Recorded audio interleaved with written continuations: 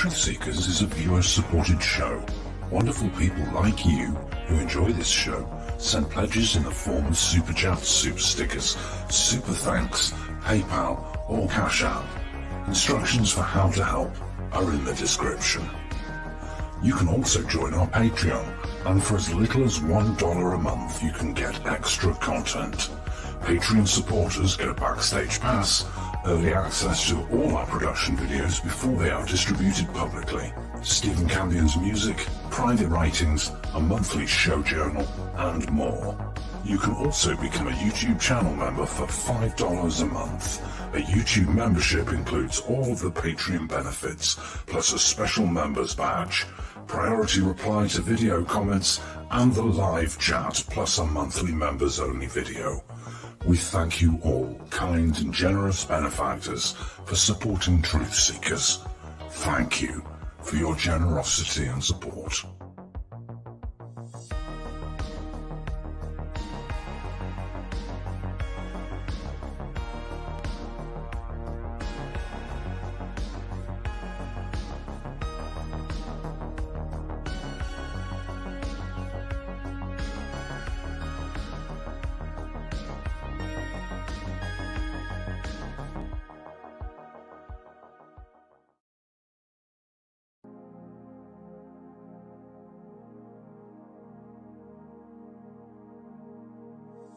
Truth Seekers is a viewer-supported show. Now there's a great way to support these broadcasts and show your support. Please be sure and check out our merchandise store. Links to our 2 merchandise online stores are in the links to this video or podcast. The Amazon storefront ships super quickly in the United States, Great Britain, and many more places. Amazon may not ship to your country or location. If that's the case, hit our second merchandise link in the description and visit our Redbubble storefront. Merchandise from our Redbubble storefront ships worldwide, but may take longer than Amazon. We've got a great deal of super high quality merchandise for you to choose from, including t-shirts, phone cases, sweatshirts, and even pillows. The feedback from our products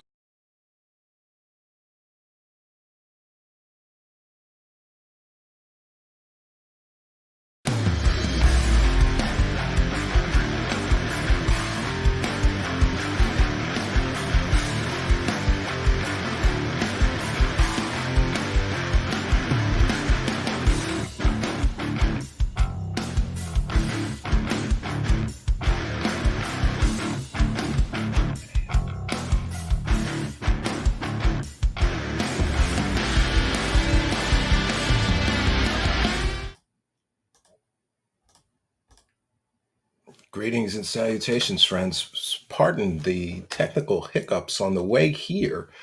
Tonight, we will be talking about the Congressional UFO hearing, which is scheduled for tomorrow. Now, I know many people have their disclosure boners hard already, but I'm here to caution you that this may indeed be just another nothing burger.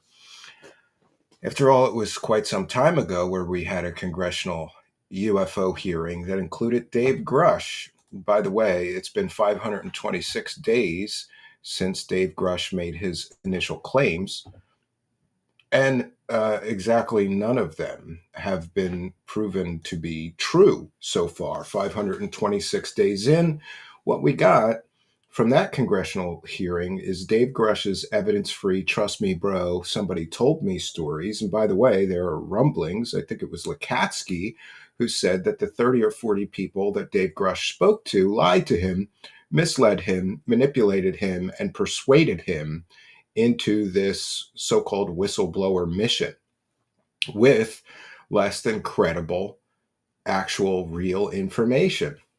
And, you know, most of me feel sorry for David Grush because it appears that David Grush was just simply manipulated into this role.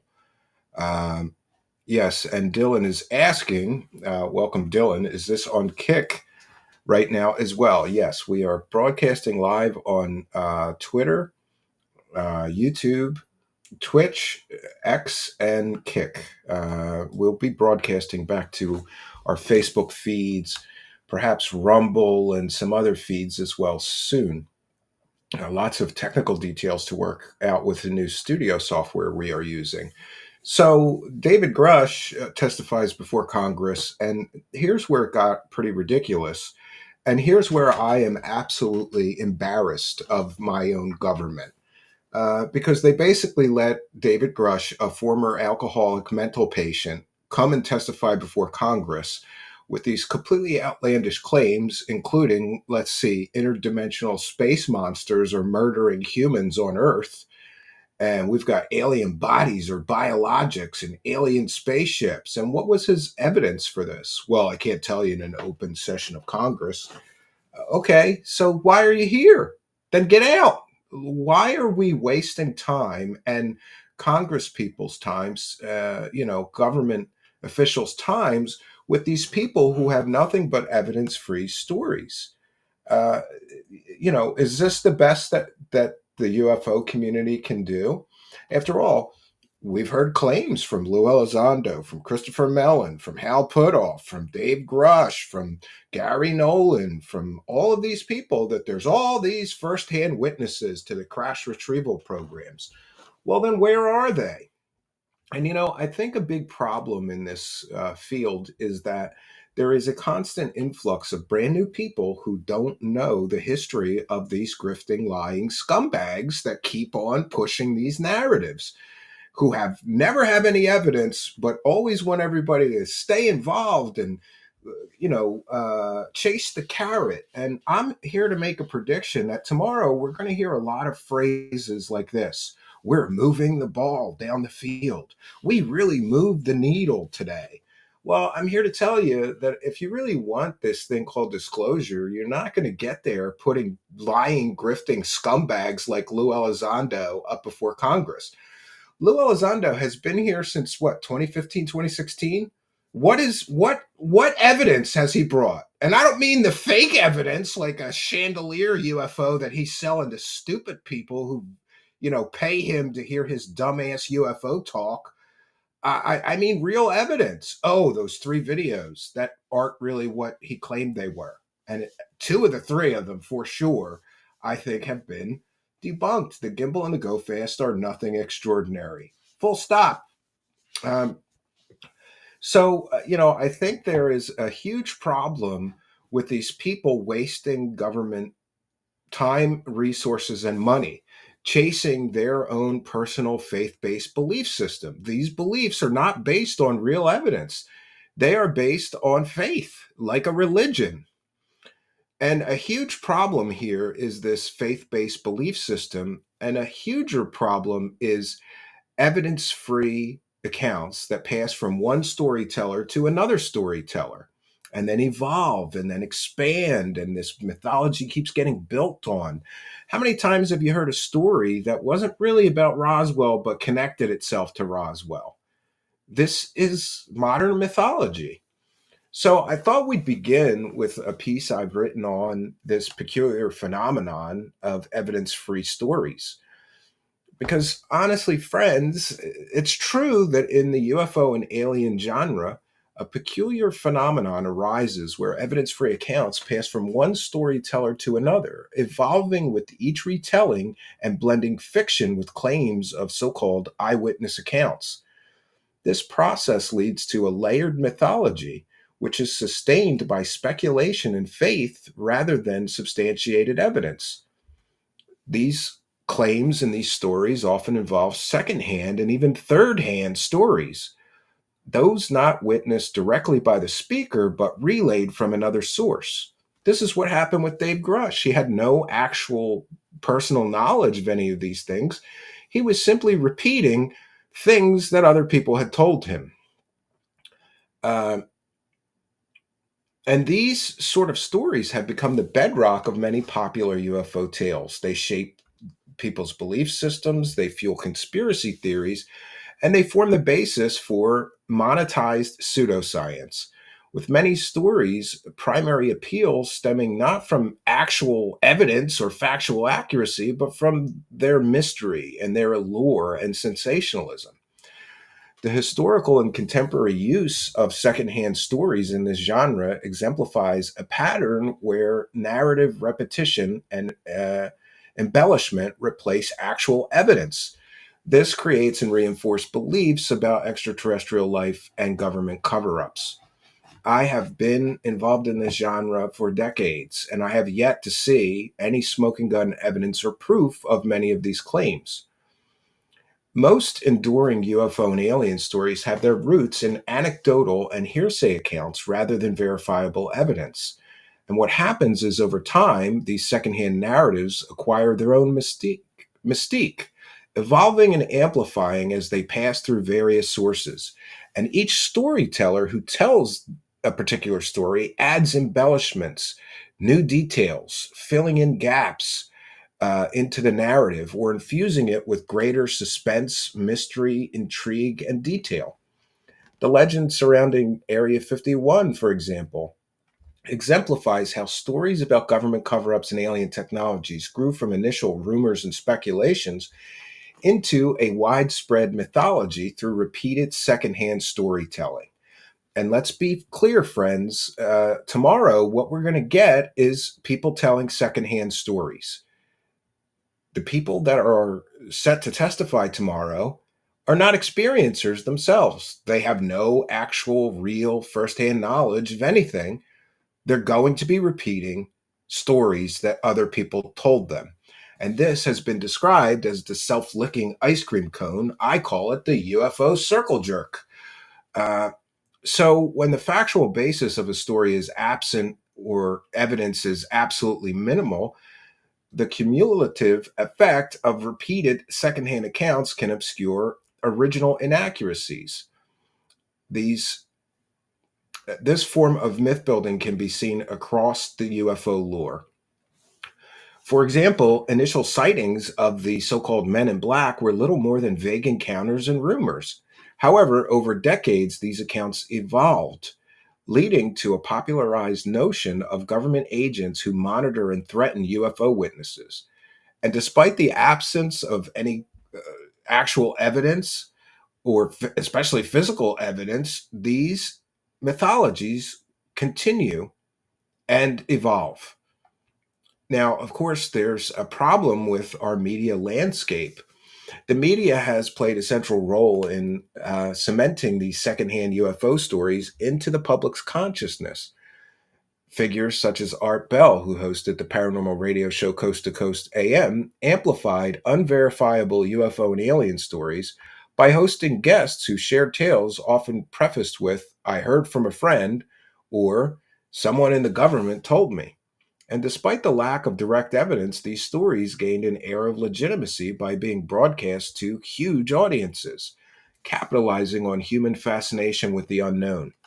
Bell's show became a key platform for these narratives, blending entertainment with the appearance of investigation and bolstering an entire ecosystem, of secondhand UFO and alien accounts.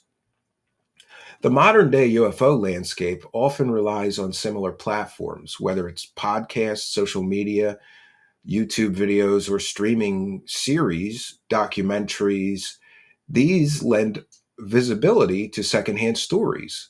This saturation of told and retold accounts gradually builds a mythology that feels grounded in some sort of collective experience, but it actually lacks any concrete verification and completely lacks any real verifiable evidence. Now, we can talk about the story of Bob Lazar in Area 51 as a perfect example of an evidence free narrative. One of the most iconic examples of secondhand storytelling in UFO lore is the account given by Bob Lazar. Now, some people would say that this is a firsthand account, but it is an evidence free account. And other people have taken his story and expanded upon them, creating secondhand stories from the Bob Lazar mythology. In 1989, Lazar claimed he worked at a site near Area 51, reverse engineering extraterrestrial technology for the US government. His account was filled with sensational details and claims of government secrecy. His story caught fire and helped solidify Area 51's mythical status as a hotbed for extraterrestrial activity.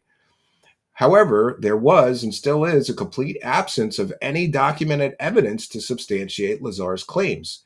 Neither his academic history nor his supposed employment at the site could ever be verified, and his account was largely relayed through personal anecdotes. Despite this, Lazar's story gained traction and has been continually repeated and expanded upon by others in UFO circles, each retelling adding to its perceived legitimacy. Secondhand narratives about Lazar's experience have woven into other alien and government conspiracy theories, creating a self reinforcing mythos that links various unrelated or unverified claims together. Next, we can talk about the legend of the Dolce base, a supposed underground facility in New Mexico where aliens and humans allegedly conduct secret experiments. This story illustrates how third hand stories contribute to the mythology of UFO and alien genre. The story began with Paul Benowitz, a New Mexico businessman who claimed to have evidence of alien activity near a military installation. Through various retellings and embellishments by others, including ufologist John Lear, the story transformed completely. It came to describe an underground base complete with tales of alien human conflicts, genetic experiments, and sinister government dealings with alien beings. Despite the story's dubious origins, some would say originating from a known paid government disinformation agent in the form of Richard Doty, it persisted and evolved through secondhand accounts, with each retelling introducing new details that painted a progressively more elaborate and sinister picture. The story of Dolce Base now holds a place in UFO lore as a widely referenced yet completely unverified, evidence free conspiracy. Over time, the retold accounts became a form of truth for believers, demonstrating the power of secondhand narratives in building and sustaining modern myths. Next, we're going to talk briefly about the telephone game effect and the reliability of evidence free narratives. In most areas of investigation, evidence is the foundation upon which credibility rests. However, the telephone game effect within the UFO and alien storytelling, in which each retelling diverges slightly from the last, undermines the factual reliability of the stories. The game of narrative relay has a strange effect. As a story is passed along, it becomes increasingly detached from any factual core of the original story it might have had, morphing into something unrecognizable from its origin story. The reliability of evidence free narratives is further complicated by innovations of those who retell these stories. Many repeat accounts or embellish them for fame, financial growth, or the desire to believe in something extraordinary. Storytellers often describe such narratives with an air of authenticity, yet they are simply adding to a growing mythology that relies not on fact, but on its power to captivate. So, the repetition and evolution of these secondhand UFO and alien stories underscores a fundamental characteristic of the genre. Belief is often sustained by narrative rather than evidence. As new generations encounter these stories, whether through YouTube videos, documentaries, or books, the distance from any factual basis grows, even as belief in these narratives solidifies. While UFO lore can serve as a fascinating exploration of human psychology and a cultural fascination with the unknown, I believe that it also reflects the dangers of uncritically accepting secondhand and third-hand unverified accounts. When people treat these stories as plausible without any evidence whatsoever, it perpetuates misinformation and it fuels a worldview where myth is mistaken for reality. This genre's mythology becomes a form of escapism and entertainment for the masses. But without proper skepticism, it risks undermining rational discourse and perpetuating unfounded beliefs. Much of what we heard at this last congressional hearing was just this: the telephone game, second and third hand stories being repeated and embellished. In examining these second and third hand narratives in the UFO and alien lore, we see a case study in the power of narrative to create belief systems independent of fact. This mythology, born from evidence free stories being repeated over and over again, serves as a cautionary tale about the importance of evidence-based inquiry in a world increasingly populated by captivating but often fake stories.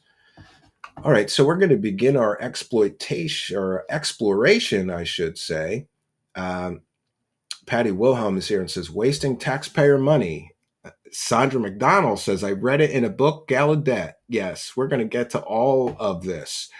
So I think that New York Post reporter Stephen Greenstreet nailed it better than me when talking about these witnesses. So I believe what we're getting is four wackadoos. There, I said it. Four wackadoos are going to testify in front of Congress tomorrow. And it's my taxpayer money and your taxpayer money being wasted on these four wackadoos. Now, one of them I'm not very, very familiar with, but given the evidence that he worked for Bob Bigelow, who's a complete and total wackadoo who wasted $22 million of taxpayer money chasing ghosts, werewolves, dino beavers, poltergeists, smoking dog men, shape-shifting aliens, and UFOs. I'm going to say it's safe to call him a wackadoo for now until I hear what he has to say. Now, let me just see if I can't share my screen here. And we're going to see if we can ever figure this out to be the right way to do this. For those unaware, we're working with new software, so things are a little wonky sometimes here. All right, so this is from Stephen Greenstreet. And, oh, where did it go? There we go. This is from Stephen Greenstreet, and I love his characterization.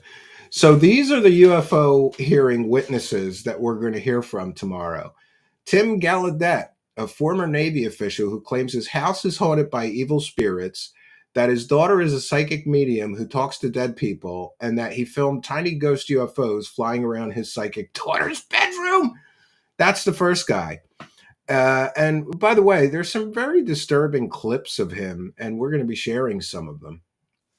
Then, of course, we get one of my favorite grifters. And I have to say that, some people have claimed that I let things get personal sometimes. And yes, when it comes to Lou Elizondo, when his Kool-Aid drinking cult member retards came after me, my family, doxed me, threatened my wife by name in my live chat, yeah, it gets a little personal. He could have stepped in and said, hey, don't do that to people. He did recently, but it's a joke considering that he's hanging out with the same losers that are running around threatening, intimidating people, harassing people who are critical of him. Lou Elizondo is a fake Pentagon UFO program director. He claims he ran a Pentagon UFO program, but he can't ever get his story straight. And the government, you know how much of a bullshitter you have to be for the government to come out and call you a liar? But they did. Many times, the United States government has released statements from the Pentagon saying he had zero involvement in anything to do with UFOs while he worked at the Pentagon. But that hasn't stopped him from getting book deals claiming that, from lying to investors of TTSA claiming that, from going on paid speaking engagements claiming that, from putting it right on the cover of his book, which to me is a form of consumer fraud. That's just my opinion, though. I'm not a law enforcement officer or a lawyer, but it seems to me that if you're selling a book claiming you ran a Pentagon UFO program and the Pentagon itself has said, no, you didn't, then to me, that's a form of fraud. But what do I know? I mean, I'm just some guy with a YouTube show. So for Lou Elizondo, Mr. Greenstreet wrote, former Pentagon official whose dubious UFO claims have been debunked as false for years, currently on a for-profit tour promoting and selling his new UFO book, which is riddled with errors and falsehoods, claims he once used his psychic powers to turn into an angel. I'm going to read that part again. Claims he once used his psychic powers to turn into an angel. Yes, he turned into an angel, and he visited a terrorist's bed, and he shook the terrorist's bed. And the terrorist thought he was seeing angels. This is in his book. You can't make this shit up. Then we have the newest of the people who I'm not, I have to admit, we're not going to focus very much on tonight. I want to give him the benefit of the doubt, hear what he has to say. Mike Gold, aerospace executive and NASA consultant who worked 13 years for Robert Bigelow, the former owner of Skinwalker Ranch. No matter what happens, there's always a tie-in with these disclosure people with Skinwalker Ranch somehow.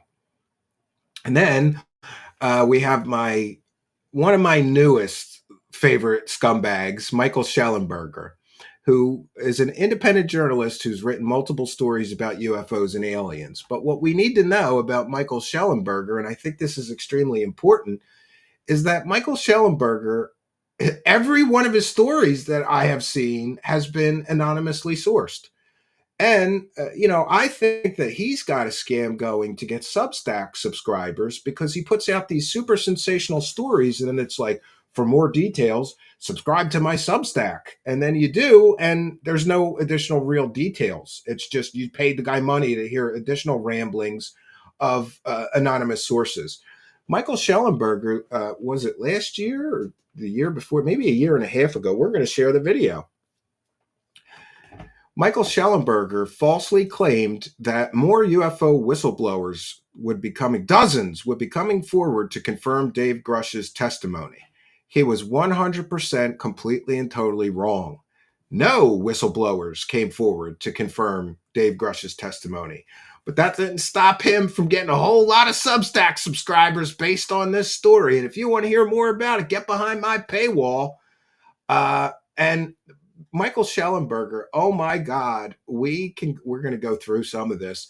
He submitted this timeline for the Congressional Record that is filled with hoaxers, fake UFO cases, hoaxed UFO cases, completely debunked fake UFO stories and alien stories. And it strikes me as incredibly funny that it just appears to me that Michael Schellenberger is essentially like, he's like somebody that's brand new at UFOs and is putting stuff in his document, like Bob Lazar, like Philip Corso, and Andrew Basago. You remember that guy who talked to Pleiadian aliens, right? Andrew Basago is in his document. Andrew Basago is like the Corey Good before Corey Good. That's how hokey and fake that guy is. And again, Bob Lazar story, evidence-free stories, no corroboration, completely debunked. Philip Corso's stories have been completely debunked. Andrew Basago's stories are just evidence-free stories about him interacting with aliens in the Galactic Federation. And of course, he talks about his past lives and his superpowers too. Eventually, they all start talking about their goddamn superpowers, friends. It's absolutely ridiculous. We're going to get to the Michael Schellenberger document because it's a laugh riot. It's as if somebody who just started getting into UFOs last year wrote that document. People were speculating, like, well, who wrote this timeline? I think he wrote it. And essentially, he just put everything in there. It's basically a chronological timeline of every UFO case that he could find on the internet, whether it's true, whether it has any evidence, whether it's been completely debunked. Just throw it in there because these Congress people have days and days to read my 100 pages of bullshit. And this is one of the problems with this whole so-called disclosure movement. Like, I'm sorry, but if the best that you have is these kind of less than credible grifter squad, then you're never going to get anywhere with the government because they can instantly they can instantly make these people into the fools that they are. So you're sending these people to Congress. By the way, who picked them? I didn't vote for these clowns to go testify before Congress. Hell no. These people would be last on my list to go talk to the government about aliens or UFOs because they have proven track records of disinformation, except for this Mike Gold guy. I'm going to give him the benefit of the doubt. But these other three have proven track records of, trust me, bro, a government insider told me that the government has aliens. Great. What's his name? Oh, I can't tell you. It's super secret. And then we've got Lou Elizondo, the fake Pentagon UFO program director. What's he going to testify to Congress? He's presented zero evidence in his book Zero evidence in his television show. Zero evidence except for the fake shit in his live speaking fees. You pay money and then he shows you completely fake UFO photos. And by the way, I called Nancy Mace's office and asked and got one of her aides and had an interesting conversation. Like, does Miss Mace know that Lou Elizondo and his buddies once collected millions of dollars while promising people a goddamn spaceship with a revolutionary power source that would change the world? Oh, I don't think she knows about that. Does Miss Mace know that Lou Elizondo lied to investors of TTSA while they collected millions of dollars and claimed to run a super secret Pentagon UFO program? Because Susan Gao and I emailed those publications from the Pentagon, which claimed Lou Elizondo had zero responsibilities around UFOs. Does Miss Mace know that? Oh, no, I don't think. Can you email me that? Sure, I will email you that.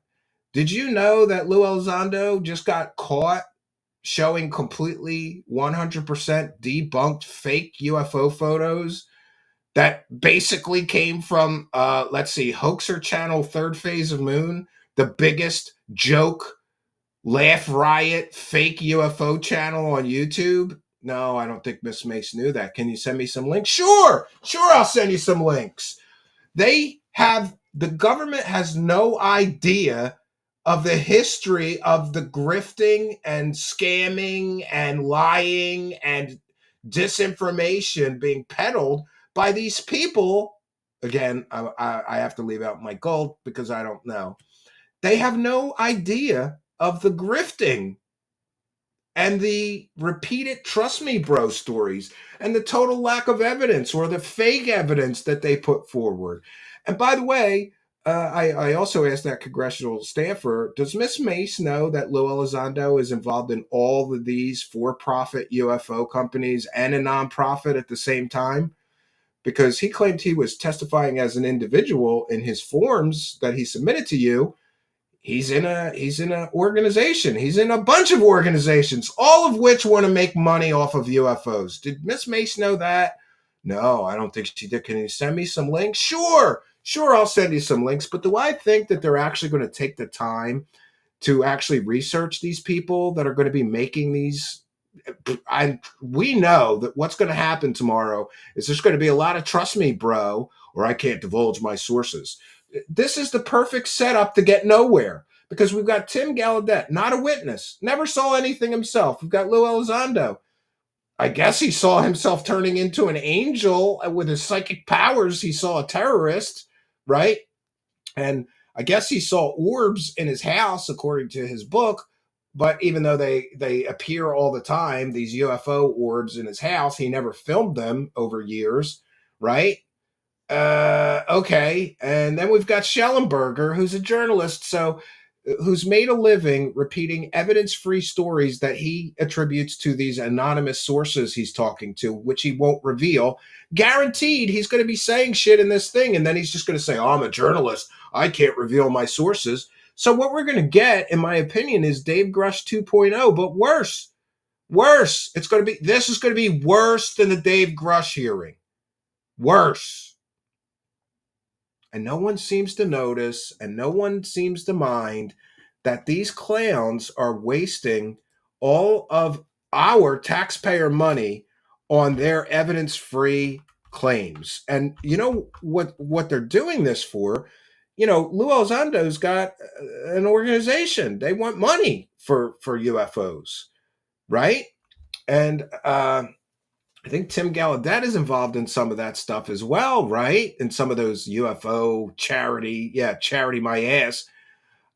It's just, I just really don't understand the disclosure bros.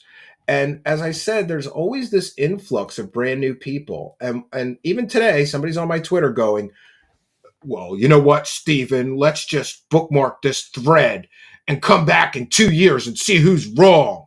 We're going to get disclosure. Within 2 years, really? You know how long people have been saying this shit? Since the 70s, bro. And disclosure never comes, but there's always some new reason to get a disclosure boner and, go see some bullshit, buy another book, pay for one more documentary. Maybe this time we'll get some evidence, but we never, ever do.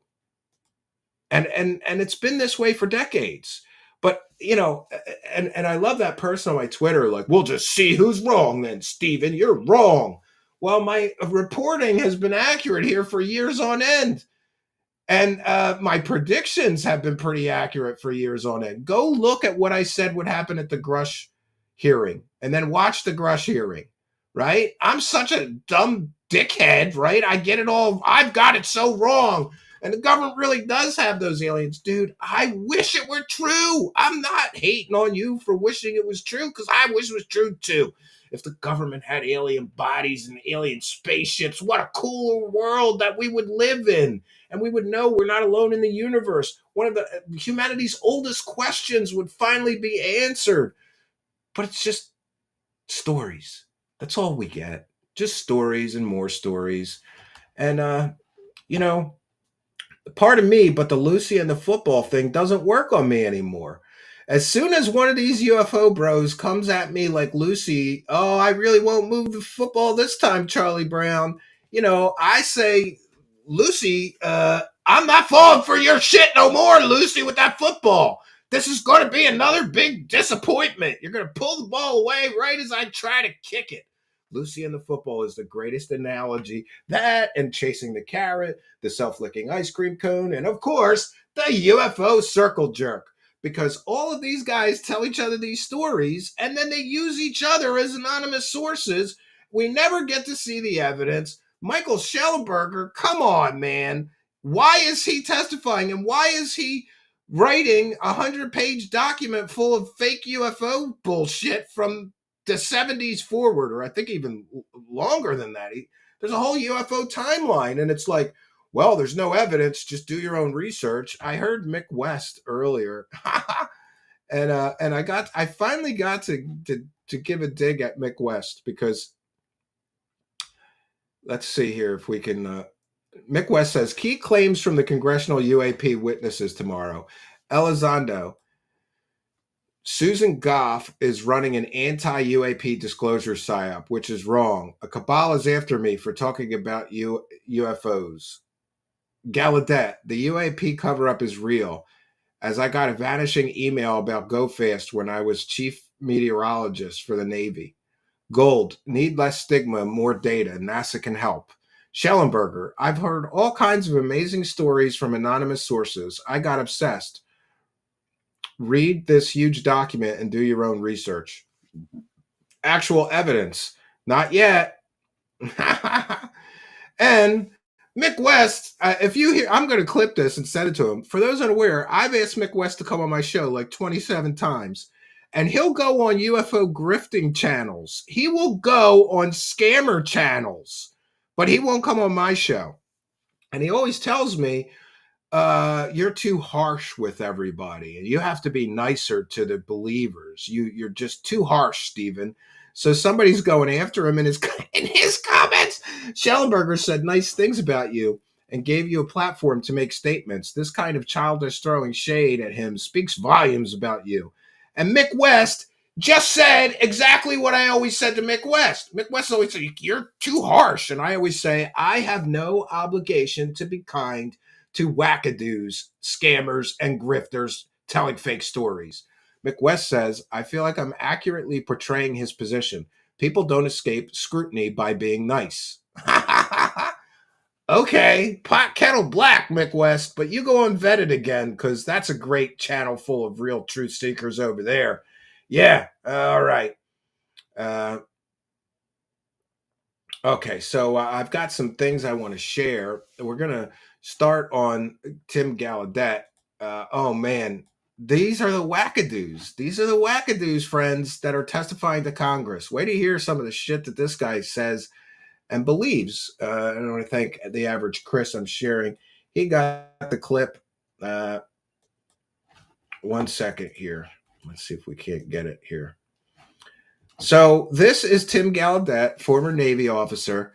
And oh, man, I'm just going to play the clip and we'll talk about it. This is fair use. This is a transformative work. We're educating the public. A really interesting example was, when she was really having a lot of these experiences, we had this like little camera, basically a video recorder, and we were in a room one time which things were happening, and we just filmed it, I think. And when we looked at the tape again, as people have seen in these experiences, there were just orbs flying all around this video.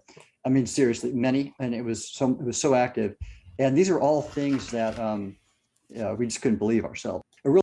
So he filmed orbs, and his daughter has superpowers, and she talks to dead people. She's a medium and talks to dead people. And by the way, the government is hiding aliens. Trust me, bro. And here's why this works. If you don't know the history of this guy making these wackadoo claims, remember him and his wife and his daughter see demons and dead people in their house all the time. They were on paranormal television shows. And by the way, if people have these belief systems, I'm fine with that. But when you start infecting your child with these belief systems, I believe that's a form of child abuse. And that's just my opinion as a father of two boys. It's something else that this guy continues to, continues to get platformed. Like he's on the Sean Ryan show. He's on, media appearances. He's on the news. He's on News Nation or some other news channels talking about the government definitely has aliens and UFOs. Definitely is hiding aliens and UFOs. And you go, really? And then here's how you know that guy's full of shit. Again, this is fair use. This is a transformative work.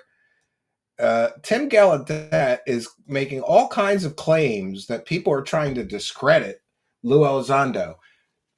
Excuse me, Navy boy. You mean the same Lou Elizondo that just got caught selling a completely, totally fake picture of an alien mothership at a paid speaking engagement?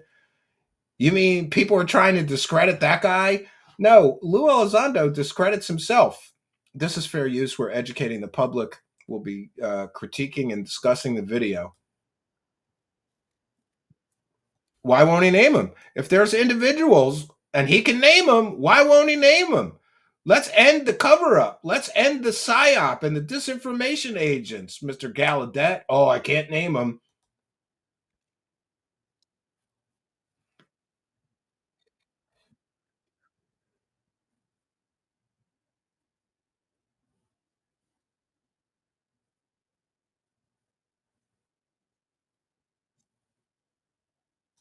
Oh, yeah.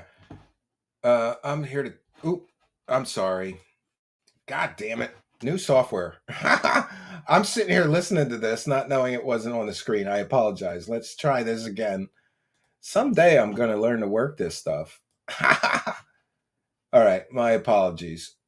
There are individuals who I will not name who I believe are getting paid, but every day they get out online and they're well known in this UAP community, and their number one job is to discredit these national authorities, these people like Lou Elizondo. Okay, so there are people being paid. They're disinformation agents, and they're being paid to discredit Lou Elizondo. Lou Elizondo discredits himself using fake evidence and pushing completely and totally fake information. Fake, like the Go Fast, that was fake. The gimbal, that was fake. The 1930s Mussolini UFO crash, that was a complete and total fake hoax. And Lou Elizondo pushed that as real. Nobody needs to discredit Lou Elizondo. He discredits himself, Mr. Gallaudet. And, this is a common tactic that these grifters use every time they get caught.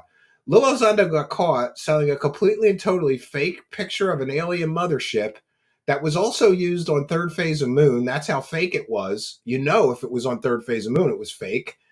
And people are trying to discredit him. Somebody in the government gotcha'd him. They gave him that, lied to him about it. No, he lied about it. He lied about it to several people he showed that photo to, claiming he interviewed the pilots who saw the mothership, claiming it was taken with a security camera outside a U.S. embassy. No, it wasn't. It was geolocated by Mick West. It's an apartment building. He was hundreds of miles off of where he said the mothership was filmed. He lies constantly. And these bunch of grifters are all buddies, and they all back each other up. Here's Tim Gallaudet licking the balls of Lou Elizondo as a totally credible person. Meanwhile, Lou Elizondo has been lying to the American public since 2016 about running a Pentagon UFO program. He lied to TTSA investors about his resume while that group collected millions of dollars. He lied and claimed they may be in possession of alien spaceship parts. Turns out it was a missile casing from the 1950s. Had nothing to do with alien spaceships. He lied about this alien mothership, right? And I believe, and he lied and used fake sock puppet accounts to attack his critics like a bitter, angry little man with no balls who had to hide behind fake Twitter accounts to attack people critical of him like a bitch, like a pussy. Elizondo is a bitch. He's not an honest man. If he was, he wouldn't get caught lying to people all the time, right? But they all back each other up and, prop each other up as credible sources. Both Tim Gallaudet and Lou Elizondo are as credible as a crackhead holding up a gas can asking you for money to get home. There, I said it. They're both as credible. If you live in the city long enough, eventually you're going to pull into a Wawa or a 7-Eleven or a gas station, and there's always some crackhead with a gas can. He's got the prop. That's the prover. And he's like, oh, man, can I get $20? I just need some gas to get home. Man, you're going to buy crack. You're not buying gas. I always I go, where's your car? And then they get all nervous and skitsy because they're crackheads. Yes, Tim Gallaudet and Lou Elizondo are about as believable, as trustworthy, and honest and credible as a crackhead holding a gas can begging you for gas money to get home. There, I said it. Who was with the task force, the UAP task force, I've met and trust and know, and he is 100% who he says he is, and he's 100% who he says he is. Well, he says that he ran a government UFO program, but it turns out that was a lie. So how is he who he says he is when he says he ran a government UFO program, but he actually never did? How is he who he says he is when he can't get his own story straight? Now he's got a new version of his story that he put in this congressional record that he's submitting to Congress before his testimony. It's just a laugh riot to me. He is who he says he is. Well, he said that he ran a $22 million secretive Pentagon UFO program, Tim Gallaudet. Turns out that was a lie. So how is he who he says he is? He says he's seen and knows. I have total confidence in people like him. He's an active target of people discrediting him. And yeah, he discredits himself. And here we see that Tim Gallaudet is somebody that I would just call, what is the word for it? I think it's credulous, right? Credulous. Let me look that up so I don't appear stupid. I think I'm right in that he believes anything. Yes, having or showing too great a readiness to believe things. Tim Gallaudet is credulous. Lou Elizondo tells him something? Well, I believe it. His daughter says she talks to dead people? Well, I believe it. His wife says she sees ghosts and demons in the house? Well, I believe it. People tell him the government has alien spaceships. Well, I believe that too. He is credulous. And this is the problem. You can't be credulous when you're talking about a great mystery like this, or it skews your frame of reference completely. And others too. Interesting. Is there anybody I should be looking out for? Gosh, I don't study this like other people do. Now remember, he started his statement saying, there are people, I won't name them, and then he's asked to name them, and he makes excuses for why he can't name anybody. Well, I don't really know. I'm just spitballing bullshit here. Some people they really spend a lot of time on this. Yeah, I'll ask you. I'm just offline. not going to name names because I don't know. I don't want to do that. Yeah. I don't want to name any names. there's a information war taking place on Twitter, but I can't tell you who's a part of that, right? Complete and total nonsense. Complete and total nonsense. And oh boy, it turns out that this person, Tim Gallaudet, he tried to get a job with Dr. Sean Kirkpatrick in Arrow. So a great many of his criticisms of the government may have to do with they didn't want him on the team. Why? Because he was too credulous and he believes anything that people tell him. And boy, Stephen Greenstreet got the quote of the day from Dr. Sean Kirkpatrick. For those unaware, that is the scientist that got put in charge of the government's real Pentagon UFO program. And unlike Lou Elizondo, who ran a fake Pentagon UFO program, we know from on-the-record sources and history that Dr. Sean Kirkpatrick ran the real government UFO program. He's not a grifting scumbag LARPer like Lou Elizondo. He actually ran a program. And here's what he had to say about Tim Gallaudet. One second here. All right. I hope that's big enough for you to see, but I'm going to read it to you just the same. This is kind of a long statement, but it's worthy. It's worth going through here, friends. Sean Kirkpatrick has strongly responded to the congressional UFO testimony of Tim Gallaudet. Gallaudet, a former U.S. official, has accused AARO, the Pentagon's UFO office, of spreading disinformation. He will testify at Congress about UFOs tomorrow. Kirkpatrick, the previous director of AARO, claims Gallaudet is part of a group of conspiracists who are pushing false and or unfounded stories of UFOs and aliens despite contrary evidence and science. I asked Kirkpatrick to respond to Gallaudet's testimony in general and to two paragraphs where Gallaudet specifically mentions AARO. Kirkpatrick's full statement: Mr. Gallaudet is clearly still bitter that I didn't hire him into AARO when he came looking for a job. His predisposed tendencies for conspiracies without evidence make him unsuitable for a job that required objectivity and evidence-based reason. I verified my decision with some of his previous bosses and peers. In his first paragraph, he states that AARO should brief Congress. AARO has been briefing the appropriate committees in Congress since day one. I was on the Hill personally answering questions and providing data nearly weekly, not only as the director of AARO, but after I retired. What Mr. Gallaudet clearly doesn't understand is that the HCOA is not one of those committees, as they don't have authority over AARO. It was not until after I retired that the HCOA committee even asked for a briefing. And then I came up to answer their questions, which basically had little to do with fact and more to do with playhouse theater, even in a classified setting. Furthermore, let's be clear, I had at least two interviewees who came to us and stated for the record that certain members and staffers on the Hill specifically told them not to share information with AARO, not because they didn't trust us, because they wanted to hide information that we discovered through other means. In other words, there were elements on the Hill obstructing the very office that the elements on the Hill established to investigate these claims. Mr. Gallaudet was associated with that contingent of people. Oh, that's great. So a disclosure advocate is telling people not to disclose information. Great.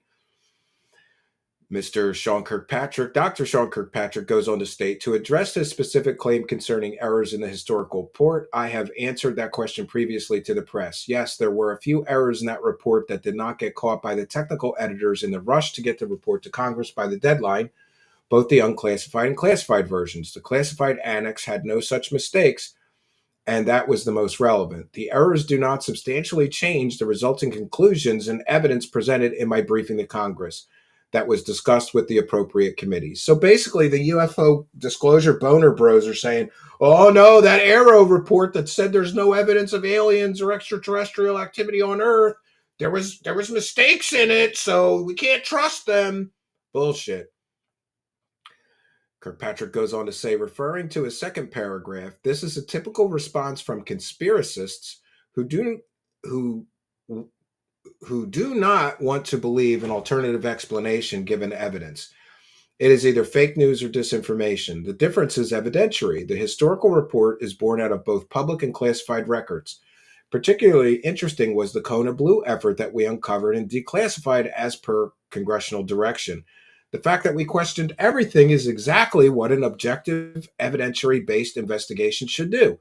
The response from Mr. Gallaudet that suggests we had no right to question is a glaring red flag, calling into question his judgment. Suggesting that Arrow was employing disinformation is the expected response in the face of contrary evidence and science. As this is becoming the new norm, I sense a return to the dark ages of mysticism and magic. I would have expected better from a Navy officer. However, if I've learned anything in my time as Aero director, it's that rational actors are becoming an endangered species. Wow. And there's the quote. Mr. Gallaudet is still bitter that I didn't hire him into Aero when he came looking for a job. His predisposed tendencies for conspiracies without evidence made him unsuitable for a job that required objectivity and evidence-based reason. I verified my decision with some of his previous bosses and peers. So does anybody remember when Marco Rubio famously said there's only two possibilities here. Either the government really has aliens and bodies and spaceships, or there's an awful lot of crazy people in the United States government. Dude, Sean Kirkpatrick got to this guy's previous bosses who verified for him that this guy is a wackadoo. He believes anything people tell him is true.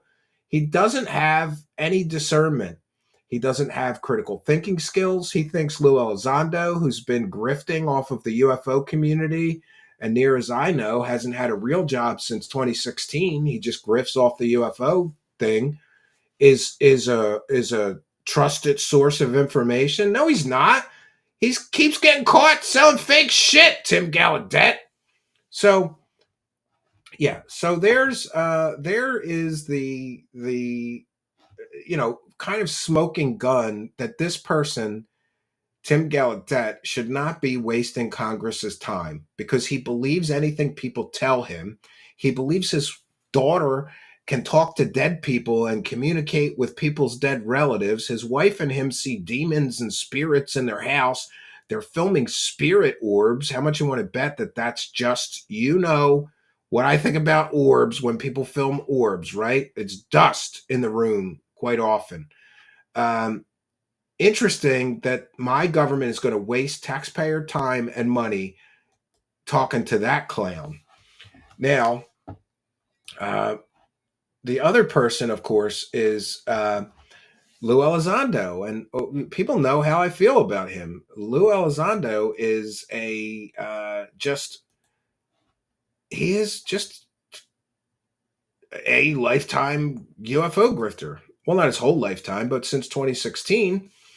And, at some point you have to say, like, why is my government wasting time on these people with their evidence-free wackadoo stories?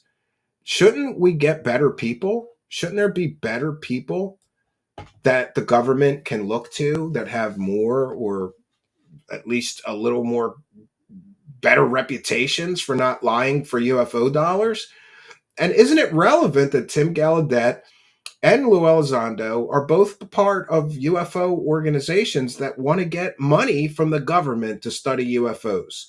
So maybe, just maybe, they have a vested financial interest. Isn't that a conflict of interest? These people have a financial interest in getting the government to spend more money on aliens and UFO research. I think so.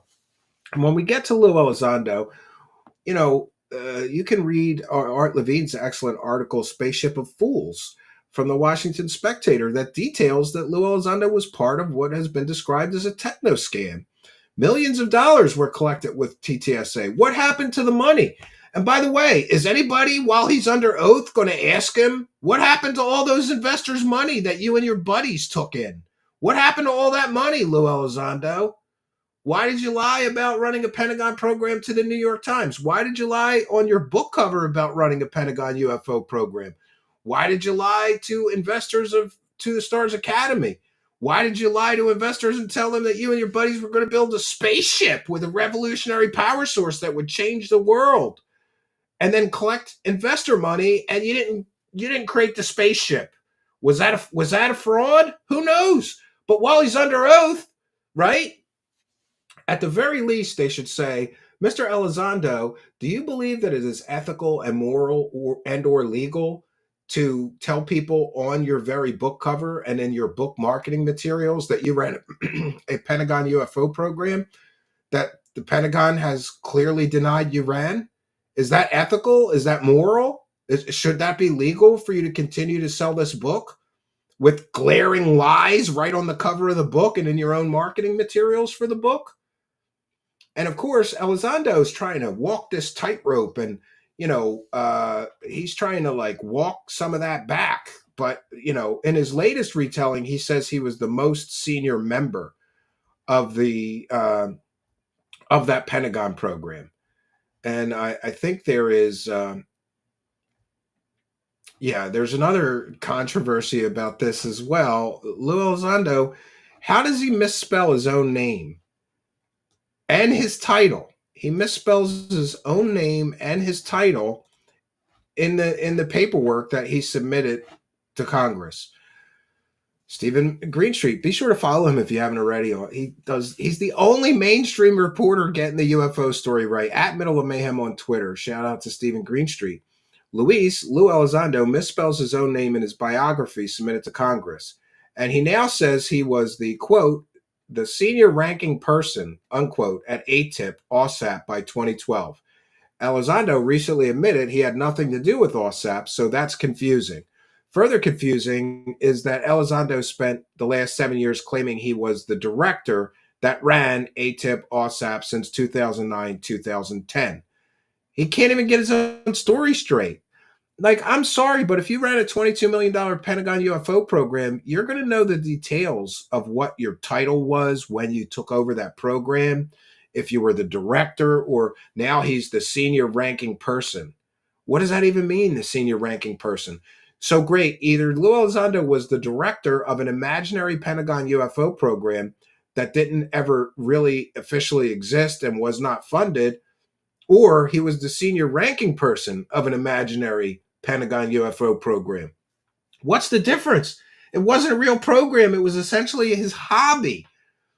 And the fact that this guy has been grifting since 2016 off of UFOs, and now he's going to testify before Congress, like, what's he going to tell Congress that he hasn't already talked about? Do we think that Lou Elizondo is some master genius that, like, oh, he's got some secret information about the alien bodies and the crash retrievals, but he waited 7 years, right? He waited 7 or 8 years before he's going to give us that information. He didn't even put it in his book, but once he testifies to Congress, he's going to spill the beans. He's got no information. His book amounts to Hal Puthoff Told Me, who was a Scientology wackadoo who also, like Lou Elizondo, believes he has superpowers. This is a clown show.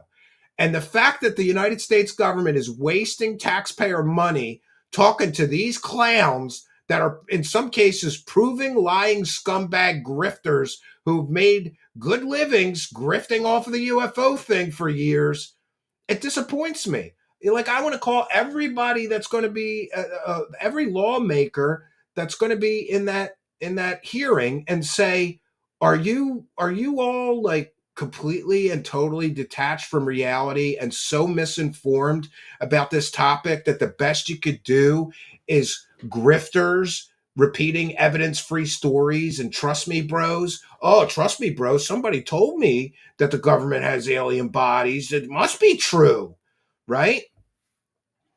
It is absolutely ridiculous that this is where we're at. And all of you people with your disclosure boners, boy, it's going to be deflated real soon, because my prediction tomorrow is one more big, huge nothing burger. That's what we're going to get.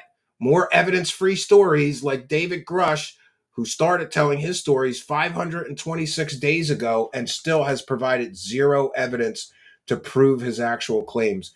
But back to Tim Gallaudet, because I somehow missed an important piece of this, which proves that this is one big, trust me, bro, somebody told me. Somebody told me that this is what the government has. Somebody told me, so it must be true, right? Oh, goodness. Goodness gracious.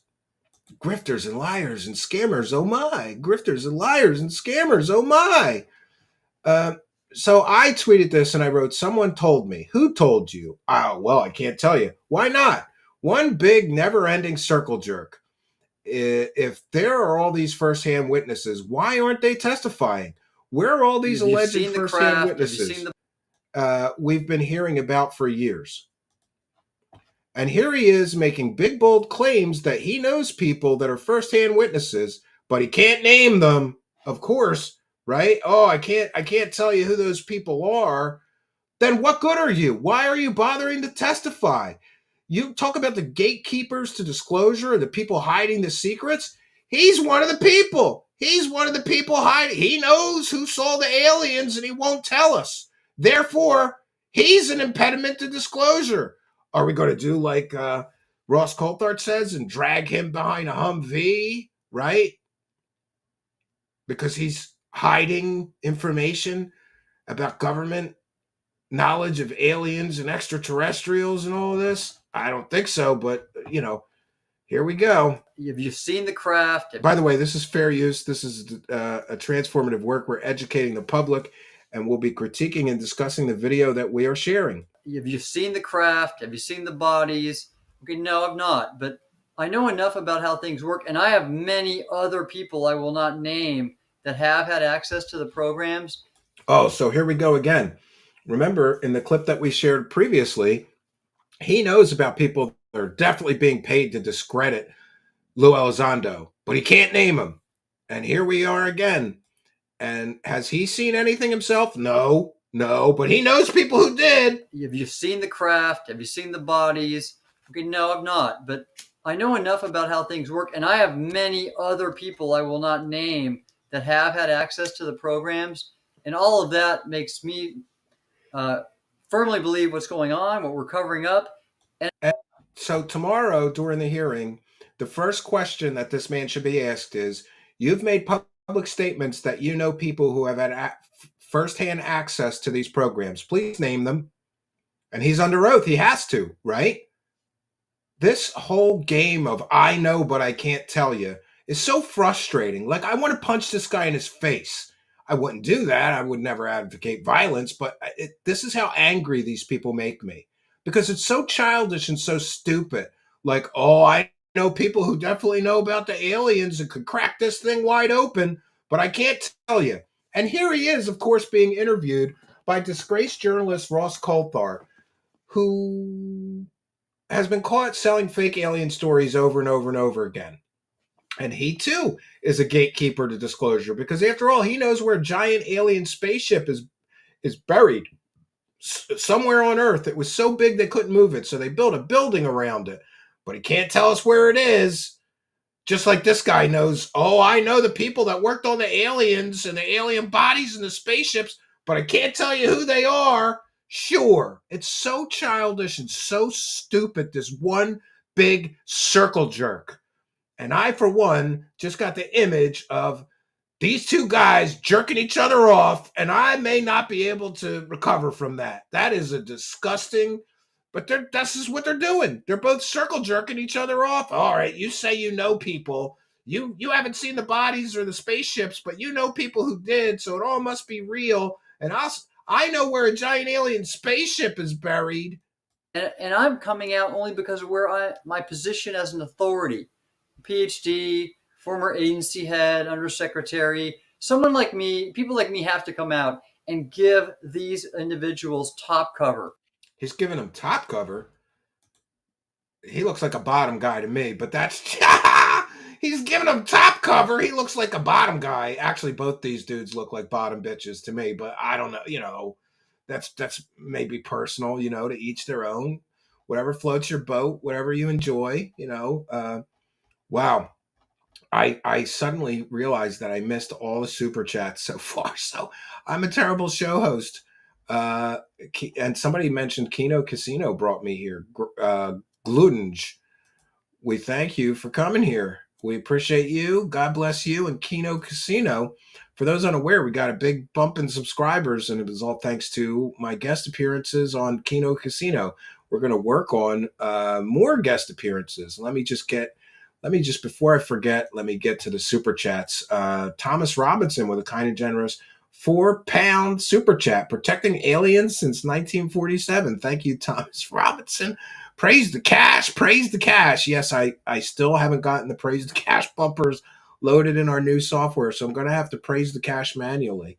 And I'm trying to go through here, and one thing I miss with our old software is it starred all of the super chats. Here we go.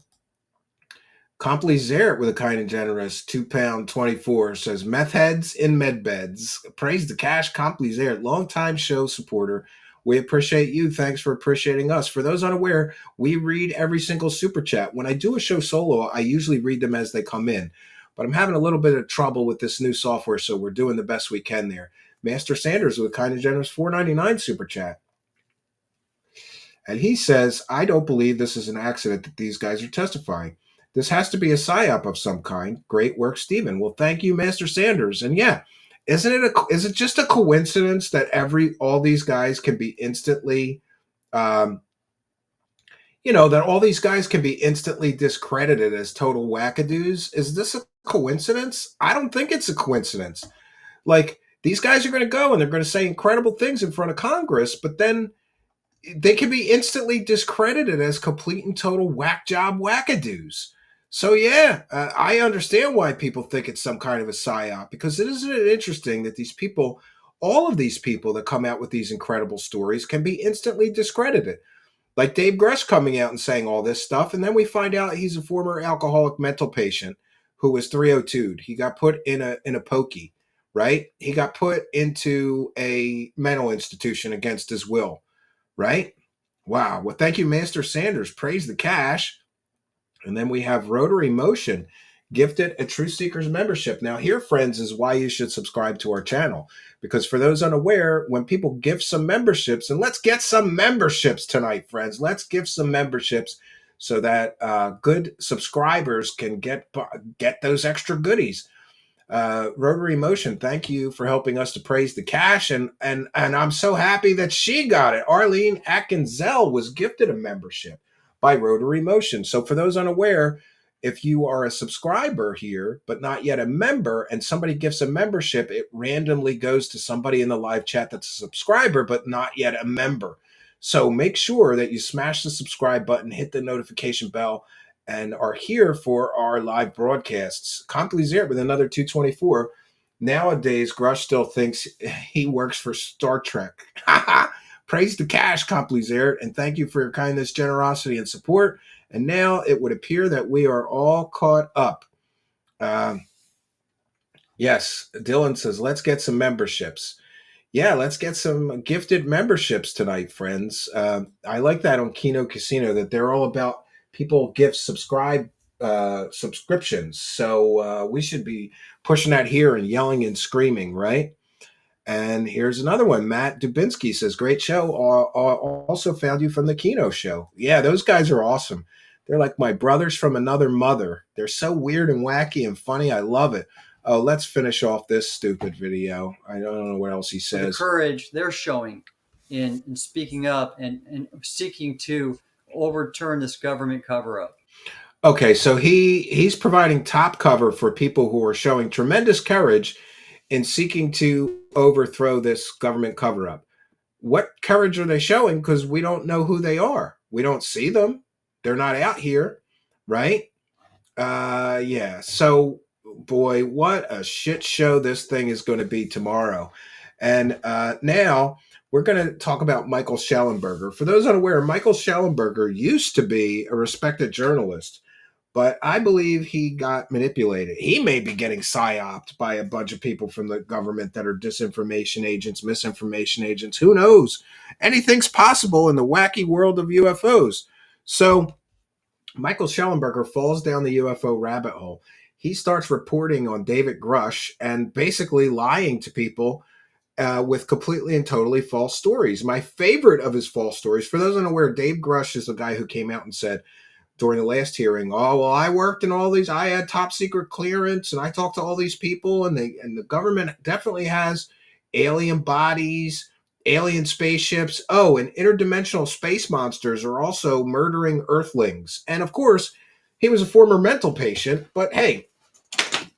So Schellenberger jumps onto this bandwagon, starts reporting on Grush, and then the next thing we know is that he's claiming more UFO whistleblowers will be confirming Dave Grush's testimony. And of course, the thing is, while he's promoting these stories, get behind my Substack paywall and you can hear more about all of this. I think it's a scam, and that's my opinion, and I'm entitled to it because all of his reporting is based on completely and totally anonymous sources. I'm going to cite fair use once again. This is a transformative work. We're educating the public about Michael Schellenberger, who is the so-called journalist, which will be testifying tomorrow. This is the fakest story that he's been caught peddling while promoting his Substack, which is essentially, it's a paywall. Get behind my paywall and you'll hear more all about this. So here he is on the Hill saying essentially what he's going to be promoting is that 30 or dozens more whistleblowers are going to come forward and confirm that all of Dave Grush's testimony is true. Does anybody remember dozens of other whistleblowers coming forward and confirming Dave Grush's testimony is true? Oh, yeah, that's right. This never happened. Of the DNI that would enable a fulsome response. Author of the public Substack, Michael Schellenberger, joins us now to discuss. Michael, welcome to the program.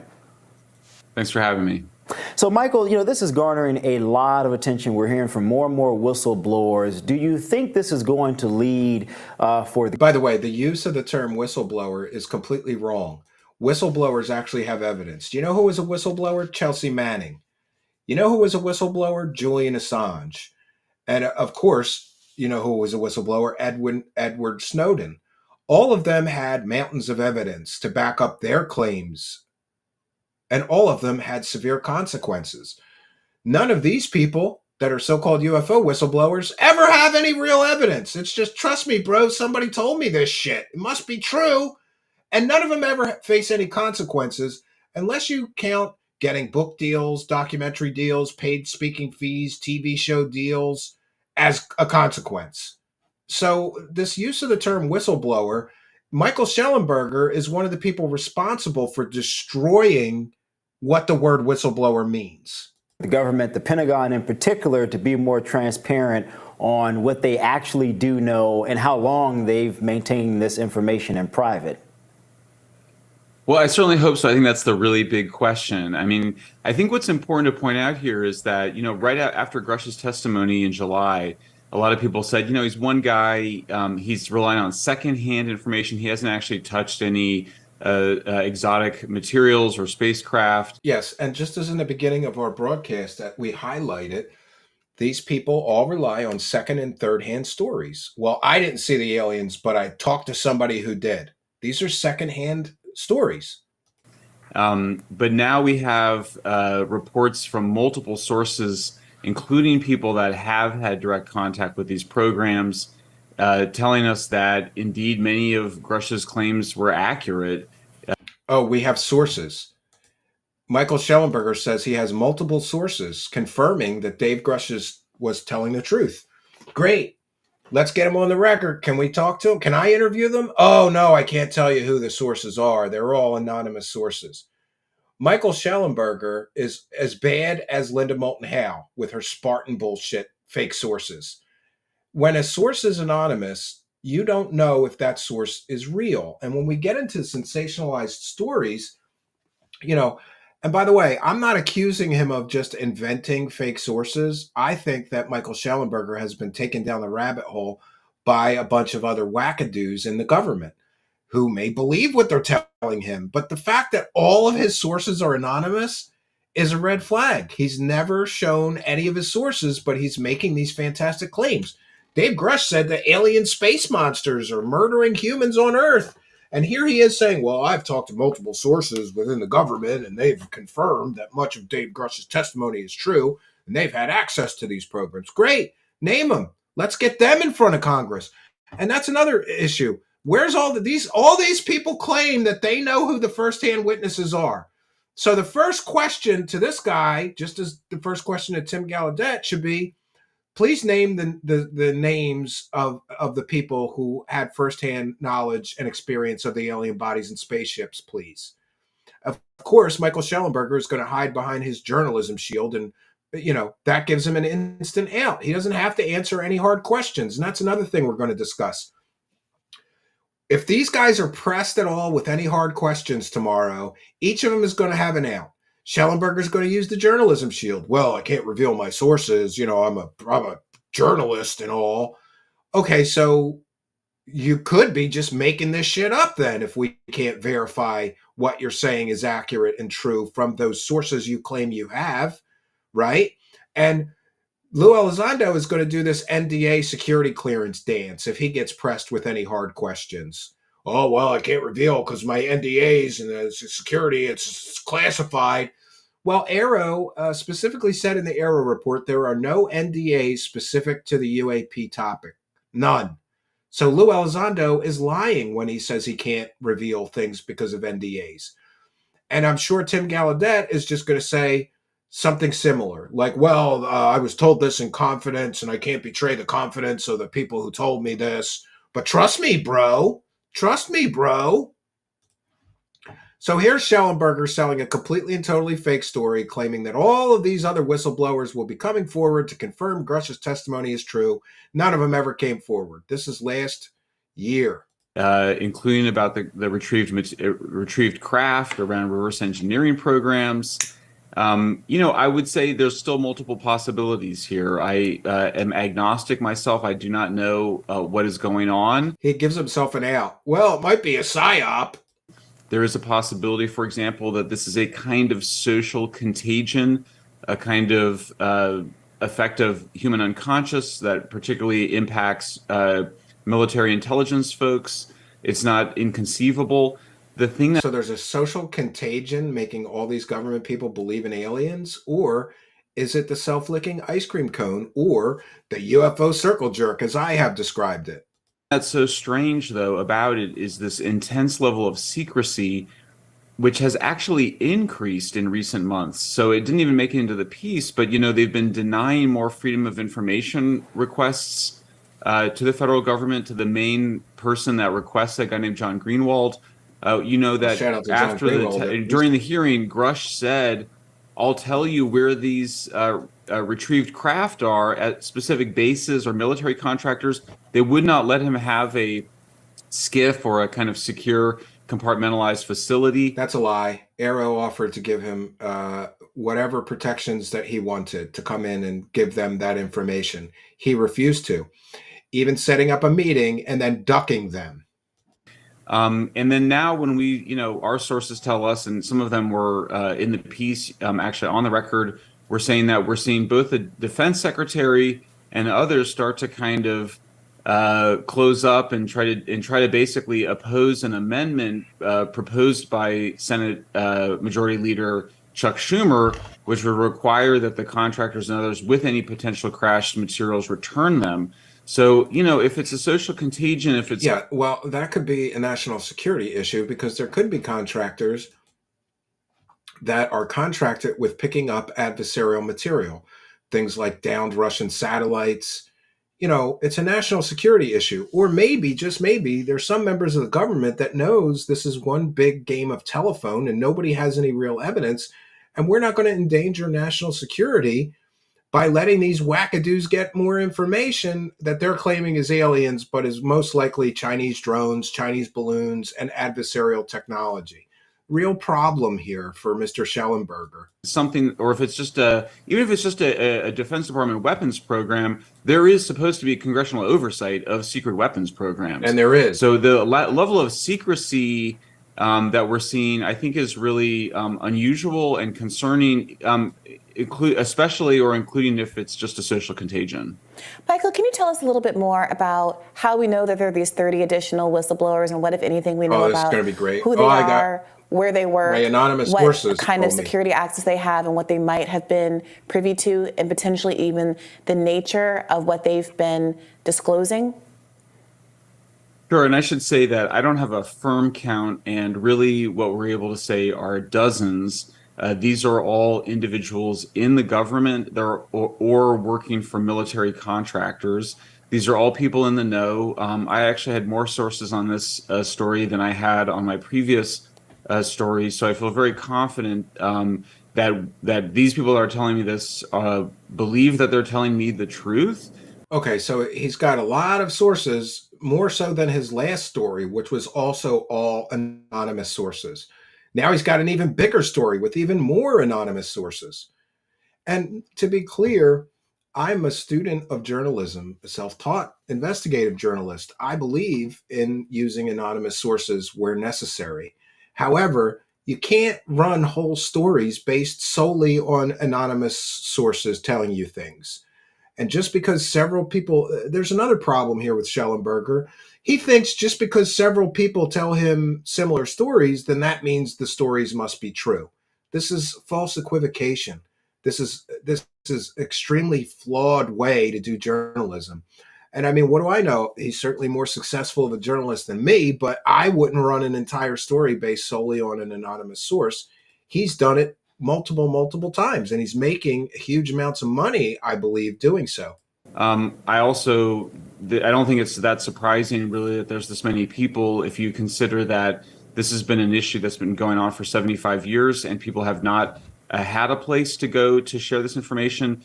And so sometimes when people ask me, there's a lot of people that rightly wonder, why is this happening now? And maybe they're using this to cover up the Hunter Biden laptop or something like that, which is obviously an issue UFO talking points. I'm also concerned with. Part of the answer is this internal process within the federal government where they've established these special protections for whistleblowers to come forward on this issue. As you know, the Inspector General is the office in different federal agencies that is a place where you are supposed to be able to go and not fear reprisal. The reality is often there is consequences for people going to those departments, but nonetheless, it's supposed to be confidential, it's supposed to be secure. Yeah, and there are whistleblower protections in place. And here's the new problem. You know, all of these people are claiming, so Tim Gallaudet claims that he knows people with firsthand knowledge of alien and UFO crash retrieval programs who has seen the bodies, seen the alien spaceships, but he can't tell us who they are. Now we have Michael Schellenberger claiming that he has all of these sources telling him similar stories, but he can't tell us who they are. I'm sure Lou Elizondo is going to be making similar claims, but he won't tell us who they are. Hal Puthoff, Kit Green, right? The same bunch of wackadoos. And, you know, I think that people like Stephen Greenstreet have nailed it. It's all the same group of people. Even these 4 people who are testifying tomorrow are all part of this core group or very close friends with the core group of people that have been making these evidence-free claims for decades and never actually providing any evidence of their claims. One big circle jerk, one big self-licking ice cream cone, one big game of telephone. Sure, Michael, when he read the response from the Inspector General of the intelligence community, a guy named Thomas A. Monheim, it was a very strange letter because he sent it to one of the Congress people that had asked about this, about the whistleblowers. And Monheim said, yeah, there's no audit or evaluation, making it sound like they weren't looking into this. Well, of course, we know, I'm 100% sure that they are looking into this. I have very strong evidence that they are looking into this, but they... Wrong. The Inspector General's office is not investigating any of Dave Grush's claims. They said it in a statement. He's free to provide his evidence to dispute that, but he never has. He just claims that he knows for sure that they're lying. If you know, listen, I'm here to tell you, maybe it's just my experience, but people in my experience in your audience or your fan base, they love when you get somebody by the balls with a gotcha moment. So if Schellenberger actually has evidence that the intelligence community inspector general is lying when he says they're not investigating any of Dave Grush's alien claims, alien body claims, interdimensional space monsters murdering human claims, and he has very strong evidence that they're lying, he would drop it. it's like like a bad game of chicken, like, oh no, I know they're lying. Okay, great. Show us the evidence that they're lying. Oh, I can't do that. Anonymous sources. Schellenberger's entire UFO history is based on anonymous sources.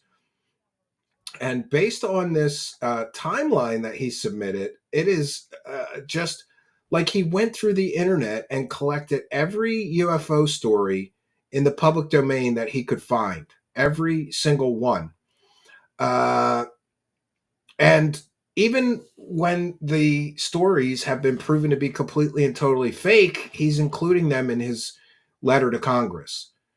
A real, it's just somebody that's actually knowledgeable about this topic would not include known hoaxes, known grifters, known fake government insiders in a report to Congress, because that data is a poison well.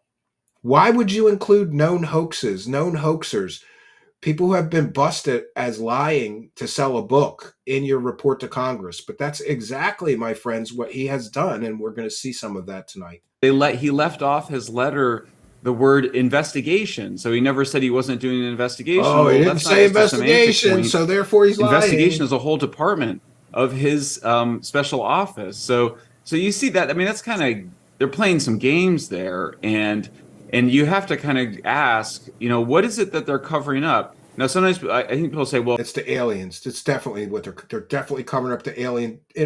Listen, interdimensional space monsters are murdering humans, Michael Schellenberger. It's a weapons program. They have to keep it secret.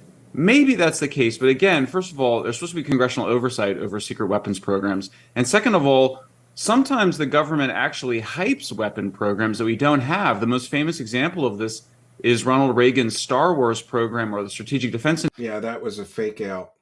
Let's forward this. Sorry to jump ahead, but I can't listen to this clown for this long. Several avenues for whistleblowers to come forward and disclose too.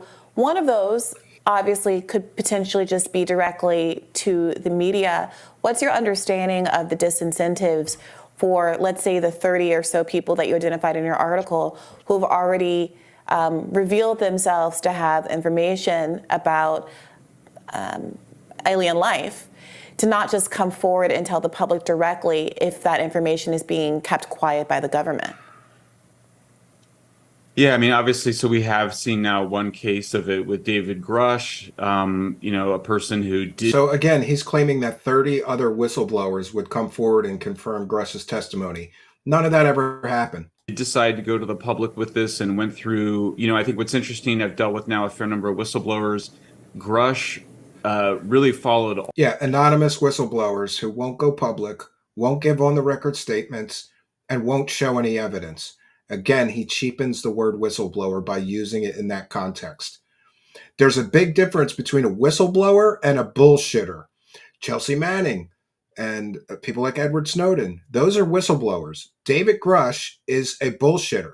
He is just repeating bullshit that people gave him.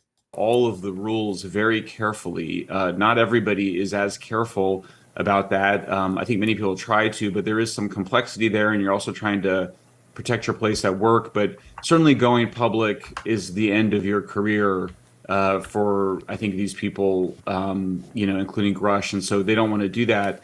I met with several people now, including in person, and I can tell you that their fear was genuine, and that... Well, people that are into aliens and UFOs tend to be the paranoid type. And of course, coming out and talking about this stuff like Grush did is career ending. Because imagine if you're all over the news saying the government has alien bodies and interdimensional space monsters are murdering humans on Earth. And then you go try to get a job somewhere. The first thing that people do in the HR department is Google you and check your social media and things like that. They're going to go, this guy's saying that interdimensional space monsters are murdering humans on Earth. Yeah, we probably don't want to give him a job. That's why these people end up grifting for lifetime once they start to grift. That's why Lou Elizondo hasn't gotten a real job, because people are going to Google him and know he's a wackadoo, right? At least I don't believe he's gotten a real job. I think it's very hard to fake the kinds of fear that I experienced. I think most of us know that most actors are pretty terrible at their jobs. Most acting is bad. It's hard to find lay people who are able to fake those kinds of emotions. So something scared them. We also did a report earlier, or back in the summer, actually, on the Or they could be nervous because they're lying, repeating bullshit stories that other people gave them. same day that Grush testified in July, about a long history of people that report seeing UFOs or being whistleblowers on UFOs, reporting death threats or other kinds of threats, including threats to have their security clearances revoked or their. And in the entire history of people making those claims, no one has ever provided any evidence or proof. Bob Lazar claimed that the government was attacking him, right? Breaking in his car while he was at the gym, and they put a gun on his seat and left his door open, right? This is David Wilcock level of bullshit, too. Lou Elizondo claims he's under threat or attack. No offense, but if you borrowed videos from the Pentagon that you weren't supposed to release to the public, and then you and your buddies did and collected millions of dollars based on false promises and your fake resume of being a Pentagon UFO program director when you weren't, you deserve to lose your security clearance. And in the case of Dave Grush, if he's so lacking any critical thinking skills that people can just tell him stuff and he believes it, I believe that is the case since he happens to be autistic. And despite all of the criticism that I have taken for saying this, there are scientific studies that people who are autistic have a harder time discerning truth from lies. They just believe everything that people tell them in some cases.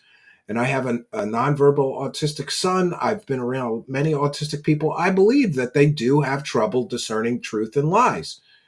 In the case of Dave Grush, if you're going to go and claim there's some big government cover-up and alien, sorry, I keep saying alien, and then I get hateful comments. He didn't say aliens, Stephen. He said interdimensionals.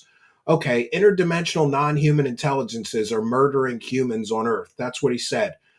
If you're out there in the public saying that stuff and you have a security clearance with the government and have access to top secret information and you're saying this wacky stuff, yes, you should have your security clearance revoked. There, I said it. Because you are a security risk because you're a wackadoo. All right. We're going to get into the documents and then wrap things up here. So it's interesting. I'm going to share my screen once again. This is, and by the way, you should follow me on Twitter. It's at Stephen Cambion. John from the Black Vault has posted, there's just one link and there's all of the congressional testimony that these clown show people are providing in advance. And really, Lou Elizondo's was a nothing burger. I had access to top secret projects and the government is hiding these things and whatever. Nothing burger. And Tim Gallaudet's basically just accusing the government of a cover-up with absolutely no evidence. And he's a conspiracy nutter who, again, believes that his daughter can talk to dead people. And, it's just so stupid. But this Schellenberger report blew me off of my seat. I read almost this entire thing today, and it's 212 pages. And he gives this timeline wherein he includes completely and totally fake disinformation campaigns about UFOs. Here's a perfect example. 17th November 1980. A post-counterintelligence officer, Richard C. Doty, delivers a forged document to physicist and Coast Guard veteran Paul Benowitz. Doty states he was ordered by his superiors to confuse Benowitz, who had observed an NSA laser project at Kirkland Air Force Base from his own property near the base. Doty convinced Benowitz that what he saw was of paranormal origin, UFOs, and Benowitz developed delusional paranoia and was committed to a psychiatric hospital as a result of their actions. So that's a disinformation campaign, has nothing to do with alien or UFO cover-ups or evidence. I don't know why we're including it. Then he includes Leonard Stringfield material. For those unaware, Leonard Stringfield is the person who popularized the idea of UFO crash retrievals. And he had whole books. The book that he wrote is still on Amazon, and it's like very, very expensive. It's hundreds of dollars. Let me just, I don't want to misquote myself. Leonard Stringfield. Yeah, UFO crash retrievals, the complete investigation, status reports. It's $76, friends. It's $76 to get one of his books. And the problem is that this book with UFO crash retrievals is completely and totally full of anonymous sources. This book is filled with anonymous sources. There's many, many stories of UFO crash retrievals. However, the problem is that this book has no on-the-record sources. Many people have claimed that the sources were fake and that Leonard Stringfield just made these stories up. And here we see in his report that to Congress that he's including Leonard Stringfield, who all of his stories are completely and totally anonymous. Leonard Stringfield claims that while at Arizona State University in 1970, a classmate of his, Mr. Doctor, told him that he witnessed UAP capture or retrieval in 1968 while in the Army attending intelligence school in a remote desert in Texas, approximately 50 miles from Big Spring, Texas. Just one problem. All of Leonard Stringfield's stories were based on completely and totally anonymous sources. So we don't know if these people even exist that are the so-called sources. And he keeps on including stuff from Richard Doty. U.S. Air Force Office of Special Counterintelligence Officer Richard Doty delivers Benowitz makes its way to the American public and the subject of various books and media. So he's including fake information that was distributed by a known paid government disinformation agent. And here we go. Lawyer Andrew Basiago. And I might have misspoken earlier. I get Andrew Basiago and that other guy who's the precursor to Corey Good's stories confused. Andrew Basiago claims he served as a DARPA project, Pegasus, in the 1970s, which utilized time travel technologies to view different segments of human history. Basiago claims beginning in 1981-1983, he and William B. Stillings worked in a building in El Segundo, California, operated by Hughes Aircraft. Basiago claims there is a jump room at this location that allowed full teleportation of humans to a network of different jump rooms. Yes, and Basiago also claims that he fought aliens on Mars with a young Barack Obama in that same program. Come on, who would include Andrew Basiago's evidence-free stories? This is what, and listen, I get it. There's a lot of it, right? But there's a lot of this information, but it's all evidence-free stories, and he's including it as if this is evidence. And here, he's including stories from Linda Moulton Howe. He's including stories from Linda Moulton Howe, who's been caught selling fake alien stories over and over and over and over again. In 1973, 2 witnesses saw a square UAP with lights and were approached by Chinook helicopters who took a light formation around the UAP. The UAPs and helicopters disappeared out of sight. I guess that's the Cash Landrum incident. But still, his source is Linda Moulton Howe. So he's giving information and evidence to the government, and he's citing complete and total bullshit here. Like half of this document is all fake stories. And of course, when we get back to the theory, the working theory that it's all the same group of people, here we have Kit Green states he hired a retired senior U.S. Air Force officer who was a physician to work on a science board of the CIA. The man told Green, the stories about alien incursions, recoveries, and information are true. He told Green that he would clear him for the programs, but this never happened. So again, secondhand, evidence-free stories. This is what qualifies as evidence to Michael Schellenberger. And it just goes on and on and on.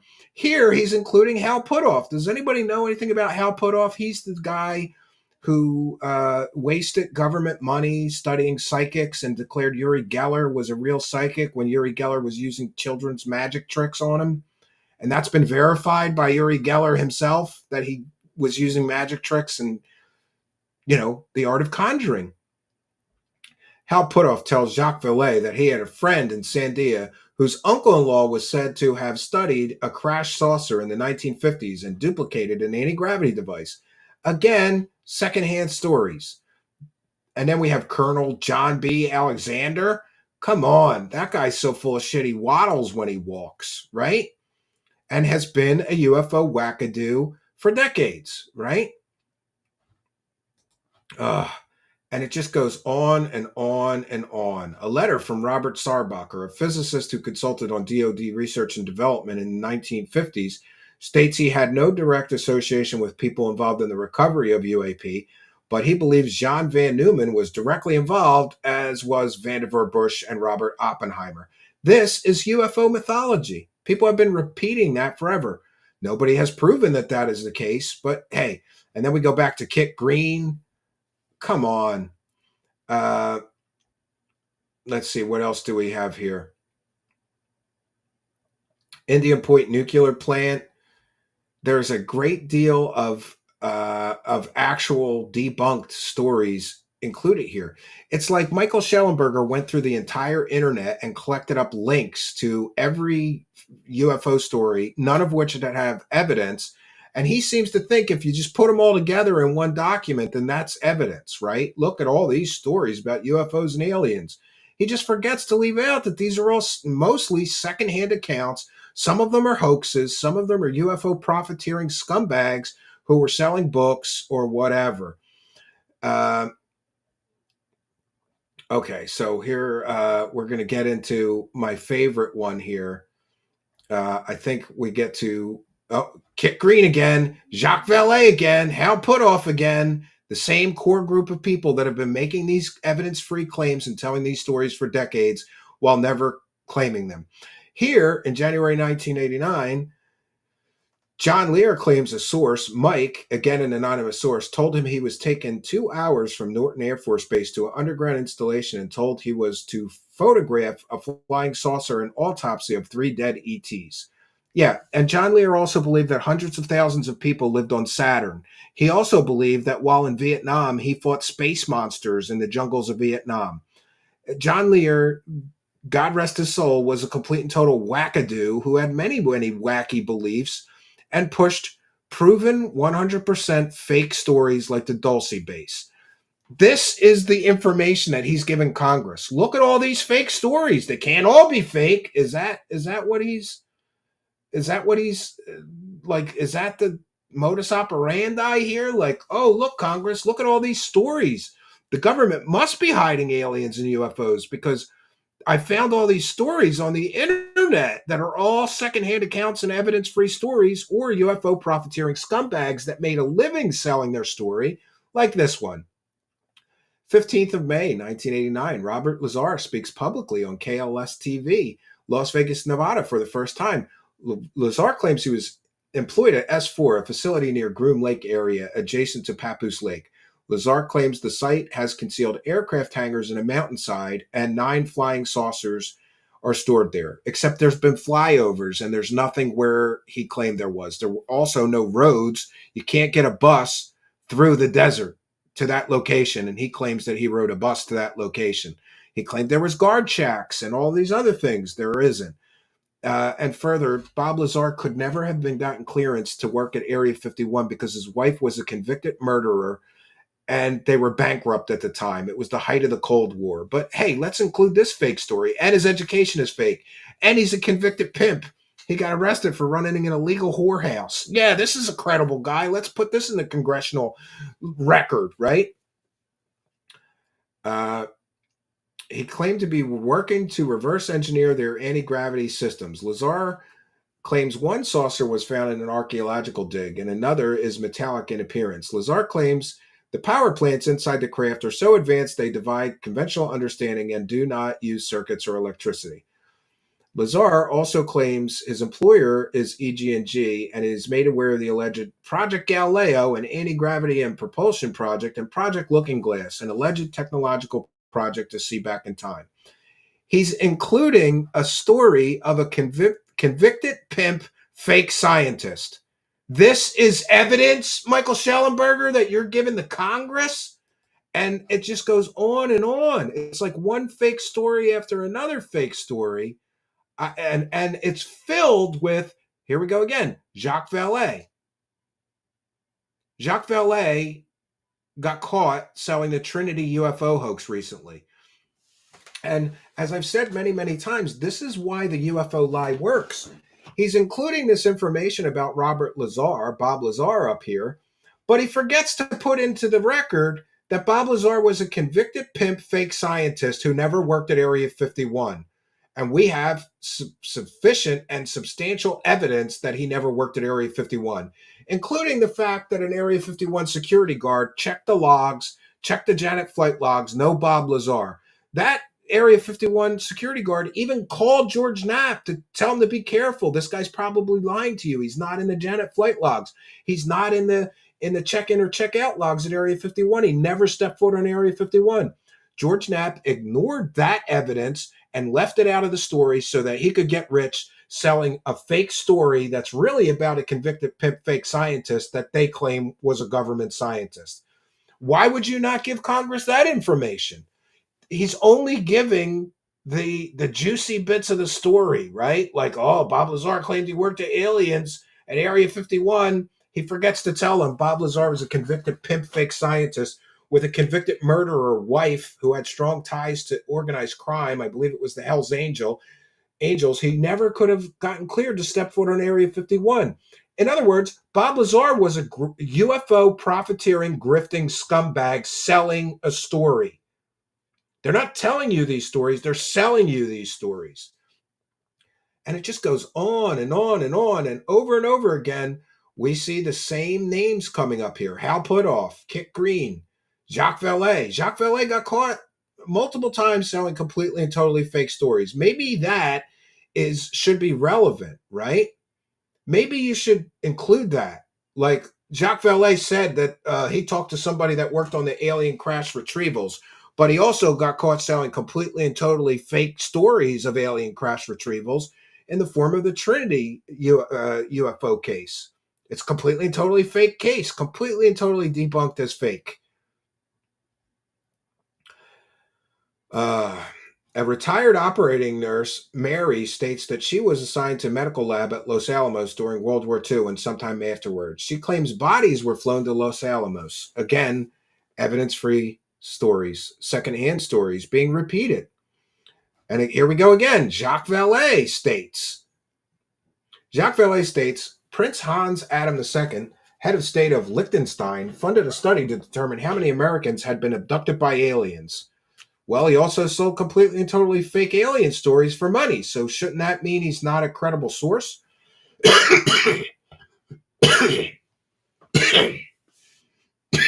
One second.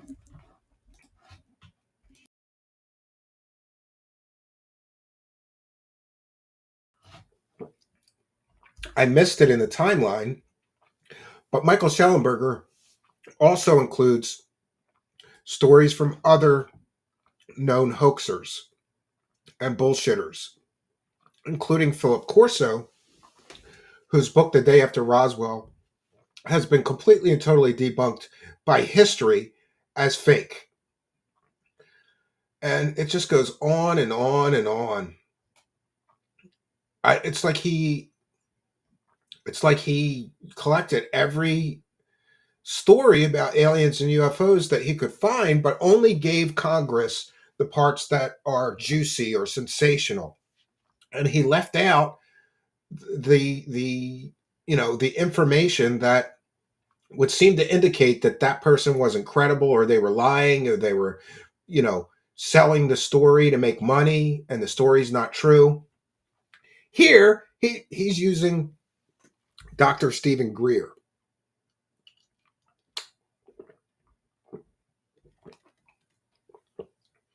Stephen Greer explains at the 1992 Treat 4 conference. He is pulled into a hotel room with Major General Albert Stubberbein and people who are connected to covert programs and black operations, the hybrid MJ-12 successor entity.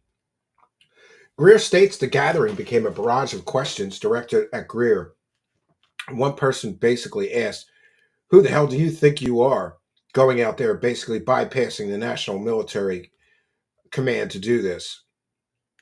Greer asserted his citizenship allowed him to do this, but Stubblebine didn't agree. Yeah, and he forgets to tell Congress that Stephen Greer has been grifting off of UFOs for years. And also, Stephen Greer claims that he has the superpower to summon alien spaceships and even interdimensional alien beings whenever he wants to. And he's been caught selling completely and totally fake stories for years. Stephen Greer claimed that he briefed every sitting U.S. president since Ronald Reagan about aliens and UFOs. We checked the National Archives. We checked the presidential libraries of each of the presidents since Ronald Reagan. No mention of Stephen Greer, except for in the Clinton library. He mailed a letter to Clinton and claimed that he briefed Clinton. Stephen Greer is one of the griftiest UFO grifters ever. Doesn't Congress deserve to know that your evidence is coming from all of these proven hoaxers, UFO profiteering scumbags? In one case, a convicted pimp who got caught running an illegal whorehouse. These are not credible people. This is not credible evidence. And it goes on and on and on. No credible UFO researcher would include all of these fake cases and fake bullshit. Here's another one that comes from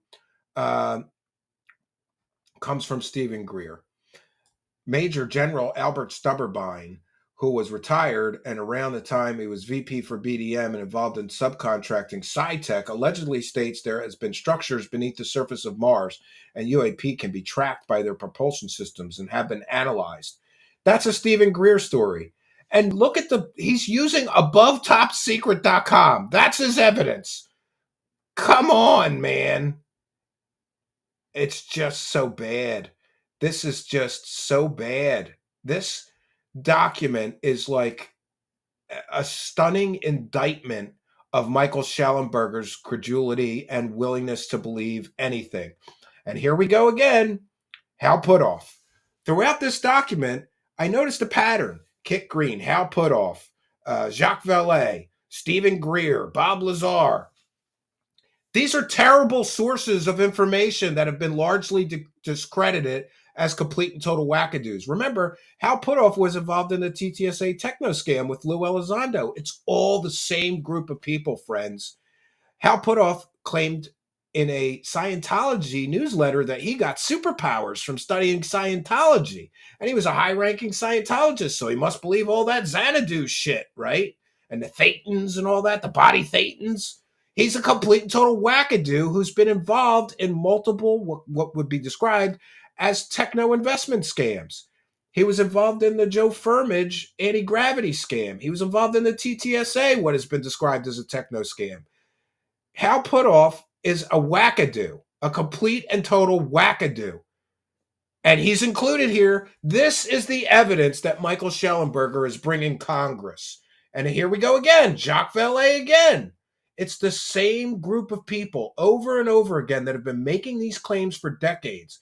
Here we go again. Jacques Vallée states UAP projects are being funded by Lawrence Rockefeller. One is ran by Stephen Greer, which collects testimony from government insiders and works on UAP communications project. Jacques Vallée said, all of this is second-hand and third-hand stories. Here we go again. Jacques Vallée states, Jacques Vallée, all through this document. Jacques Vallée, who's been caught selling completely and totally fake alien stories. You want the government to waste time on what Jacques Vallée says when he just recently got caught? And by the way, the book of the hoaxed UFO Trinity case is still on Amazon, even after it was completely and totally destroyed and debunked by researcher D. Dean Johnson, I believe. He's still selling the book with the fake story. And this is what Michael Schellenberger is bringing to Congress. Does anybody else want their congressman or senator to be wasting their time on these people? And here we go. Robert Bigelow tells Jacques Vallée he is interviewing to hire experts in the area of consciousness. So there's Bob Bigelow, who wasted $22 million of the government's money studying dino beavers, poltergeists, shape-shifting aliens, I don't know, smoking dogmen, werewolves, and UFOs.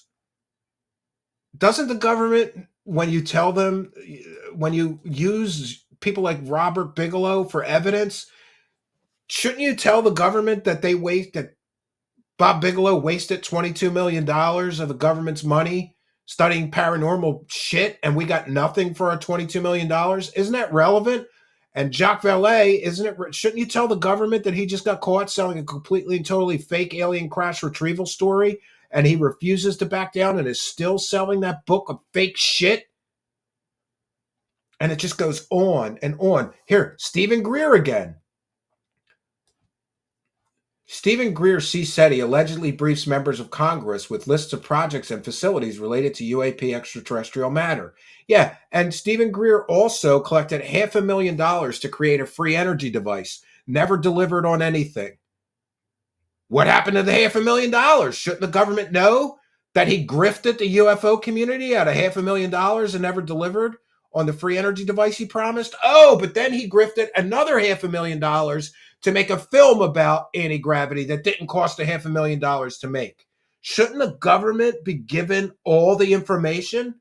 And this is the problem. This is the lie by omission. Just give them half the story. Don't tell them about all the griftiness, scamminess, shadiness, UFO profiteering, scumbaggery going on. This hearing is going to be a goddamn clown show. And I'm sorry, that's all I could take. But that document, you can get it on my Twitter or from the Black Vault's Twitter. I retweeted John's tweet.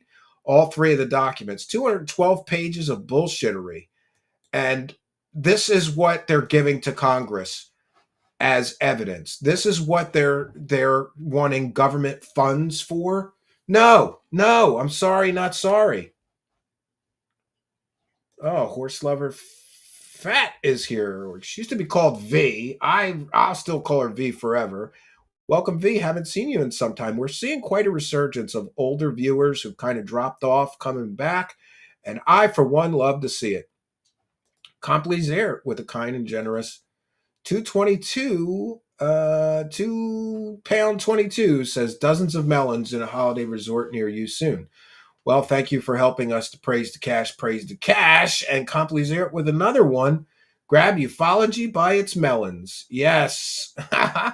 HW, what up? And I'm sorry, just so everybody knows, I read every single super chat. I thank every single person who sends a PayPal pledge, buys a membership. If you join as a member, we give you a big shout out and a thank you. H, what up? With a kind and generous $5 super chat says, came over for Kino Casino. Love your show. Would love to see you do work with John Wolfe. He covers a lot of grifters on the paranormal side of things. You know, I've heard of him, I think. It rings a bell, but I'm not very familiar with him.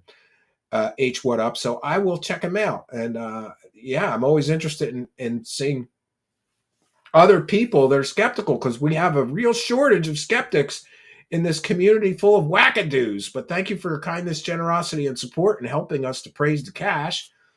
And then we've got Sun Lover 5000 with a kind and generous $9.99 super chat. Says, I do the $5 a month. Can I be a member? Yeah, just hit the join button from our main channel. I think there's a join button. And for $5 a month, and just to be clear, the Patreon benefits, you can join our Patreon for $1 a month, or the YouTube channel membership is $5 a month. You get the same extra videos and extra goodies. But in the case of the YouTube membership, you get a member's badge and priority reply and some other goodies that you don't get on Patreon. But we thank you for your interest. Thank you, Sunlover 5000, for helping us to praise the cash. And here we go. We have Michael Seabold with a kind and generous £20 super chat. Thank you. It just says $20 from Michael Seabold. No no message. But we thank you for your kindness, generosity, and support. Michael Siebold, we've got a lot of really good and generous people joining the show, and I'm thankful for it. Q morning, Stephen.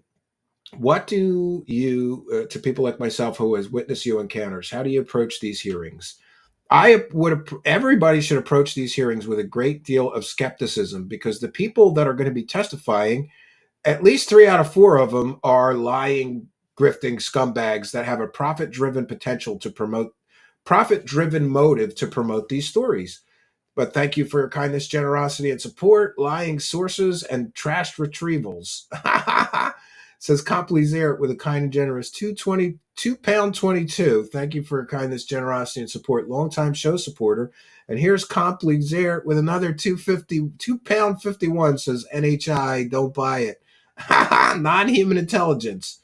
Yeah. And you notice how they're trying to soften terms so that they're not associated with wackadoo stuff, right? Like they changed UFO, unidentified flying object, to UAP. They changed aliens to non-human intelligence. It's almost as if they're trying to escape the stigma that comes from talking about this. Steve Long is here. I thought about inviting you or Chris, but I figured I'd better do it myself because I'm still having trouble with this software, Steve Long, and a guest just complicates things even more. But we'll have you back soon, I hope. Stephen has been on fire tonight. Kind and generous, $9.99. One of our excellent guests and longtime show supporter. We thank you for your kindness, generosity, and support. Michael Siebold just became a member. Yeah, let's get some more members. Thank you, Michael Siebold. And gave a big old super chat, too. Very, very generous people. Vampiric Spirit. Did you ever do a video exposing Stephen and his camping trips? I'm not sure what you're talking about. If you're talking about my cabin camping trips, we do some videos from the cabin. And I started on a series of building a cabin, but unfortunately I got permit problems with the local township. My land where I'm building this next new cabin is like a mile from any neighbors in the woods. It is remote as remote gets. In fact, there's not even road access at the moment. I have to hike in like a mile. But anyway, they shut me down. They shut my build down, and they're bothering me for all kinds of paperwork. And here we go. Dylan just became a member. Thank you, Dylan. Yeah, this is what we like to see. New members. Very generous of you, Dylan. Thank you. Welcome. We appreciate your kindness, generosity, and support. Steve Long says, happy to come on anytime.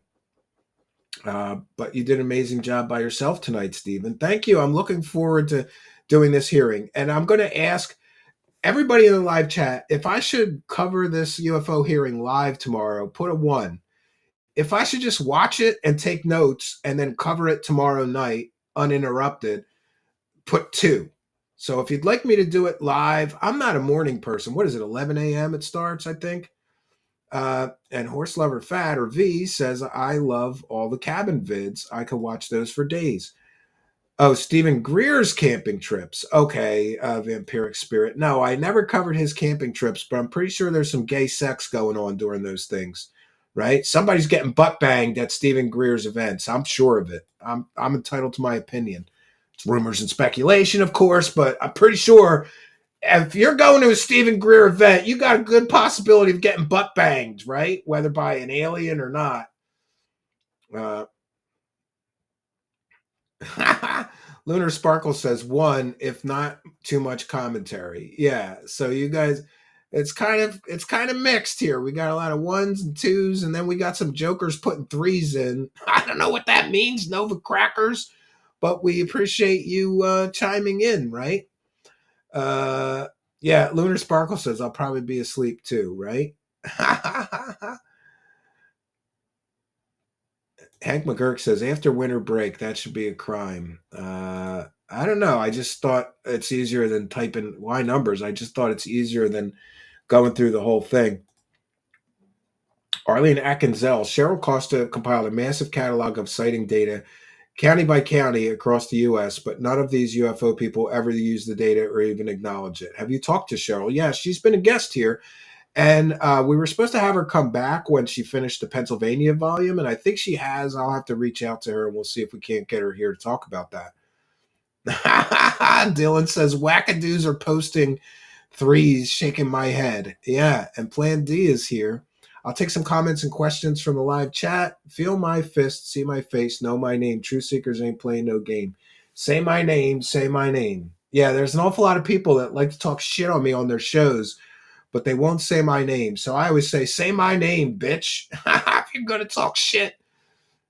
Yes, Richard Warner says gay sex with the Greys and the lizardinoids. Why are the aliens so obsessed with butt probing, anal probes and stuff? Yes. 2, that way you can cover and keep in check their lies, fallacies better. Yeah, I think I'm going to cover it tomorrow night. So we'll just, and by the way, I could save some time, Steve Long. I'll just put part 2 on the thumbnail and we'll be good for tomorrow night. Ron is streaming it tomorrow. You could join him. Yeah, I don't know about that. What time is this hearing? Let me get the actual link. So I don't want to give bad information here. We'll see if we can't. There's a link on my Twitter from John from the Black Vault. Let's see here. 11:30 a.m. Eastern time. It's live in 12 hours. And you know what? I'm going to share the link. I'll pin it in the live chat here. I'm going to share the link for the Congressional UFO. I think since it's public, I could just rebroadcast the hearing here and not do the commentary, and then I'll do the commentary at night. I'm just going to put link for the UFO hearing, and then I will pin it. So pinned in the live chat is the link for how you can watch the UFO hearing. I think it's going to be quite a bullshit session because the problem is that none of these people are witnesses. Welcome to the show. They don't have any firsthand information, right? Complizert says, Steve, do a live with Lou reviews tomorrow. Yeah, I mean, I'd be happy to, but I think I might just watch it and take notes, and then we'll do Horse Lover Fat, explaining why aliens love butt stuff so much. I love it. V says, the nerves in the anus are many. It's the fastest way to reach every nerve pathway in the human body. Oh, that's pretty weird. And the fact that you know that, V. Sopranos fan 11 says, are there any cases or people you find credible? Do you think the government is hiding ETs? I'd love to believe it, but after decades of studying it, I just don't see there. You know, if you have any standards of evidence whatsoever, you start to realize that what we have are stories. We don't have evidence of that. I still can't let go of Roswell, though. We did like 24 hours of coverage of Roswell for a Roswell special, talked to every expert in the world. And I thought if I just talk to all these authors that have been researching this stuff for decades, I could finally, come to some sort of peace about Roswell and what I truly believe. And honestly, I talked to the skeptics. I talked to the true believers that swear there was alien bodies. And at the end of it, it's still my gray basket. I'm still on the fence. Dylan says maybe anal probes are illegal in space, so they come out here to indulge. Yes, absolutely. Maybe that is the case. Maybe that is the case, right? All right. We've got a lot of friends from Kino Casino. Man, I really am in those guys' debt. For those unaware, I went on this big Kick show. They're like one of the biggest Kick streaming shows. And they basically do what we do here, but instead of busting on UFO grifters, they bust on like internet personalities like Rekieta Law and, those kind of people. And we got a huge bump from them. So God bless them, and I'm so thankful to them. Those guys are awesome. Soldier of Fortune 916 says, hey, just found your stream after watching Kino. Amazing show. By the way, big ups. Well, we thank you for your kindness, generosity, and support. And I'm glad that you found us. And I'm glad that, for those unaware, people give me you shoulds all the time. They go, oh, you should go on this show, Stephen. You should do this. You should do that. But a viewer of both Kino Casino and my show came to me and they said, go check out this show. Like, I think you'd be perfect guest. And I went and I looked and I went, oh my God, these guys are so funny. They wear different costumes every day. And they're just awesome. So I actually did it and it worked out so great. So thanks to the viewer who connected us. Steve Long, speaking of anus pathways, if I buy a cucumber, I should be able to do what I want with it. The cucumber conspiracy, it's coming soon. V says, wah, wah, wheat, wah. Steven is fancy popular now. Well, the show's growing. It's about time. That's the first really big bumper break I've ever gotten in my show history. Otherwise, V, we get like 100 new subscribers a month, and I've just been slowly building a bigger audience. That's the first time that my subscribers went up by thousands in a couple of days. I was at the cabin watching it, and I just couldn't believe it. We Are Steven in Canada is just sharing some cucumbers. For those unaware, David Wilcock's ex-wife was making cucumber porn videos, teaching women how to cleanse their vaginas with a peeled cucumber. But don't worry, after you cleanse your vagina with it, you're allowed to use it solely for pleasure. So people were having a lot of fun saying that David Wilcock's wife left him for a cucumber. And every time I see people busting on him for that, I keep hearing that Rolling Stones song, I Can't Get No Satisfaction, right? Lily Ann is joining in, right? Welcome to the show. It says, great to see Truth Seekers is growing. Yeah, well, I started the show after advice that I got, not directly to me, but it hit me right in my heart. Before I started the show, I heard like a motivational speech where Joe Rogan was talking about if you're not happy with what you're doing, whether it's your job or whatever you're doing in your life, and you want to do something else, then just start small and just start working towards that goal. And just go in there and water that garden every day. For surely, if you water that garden every day, that garden will grow.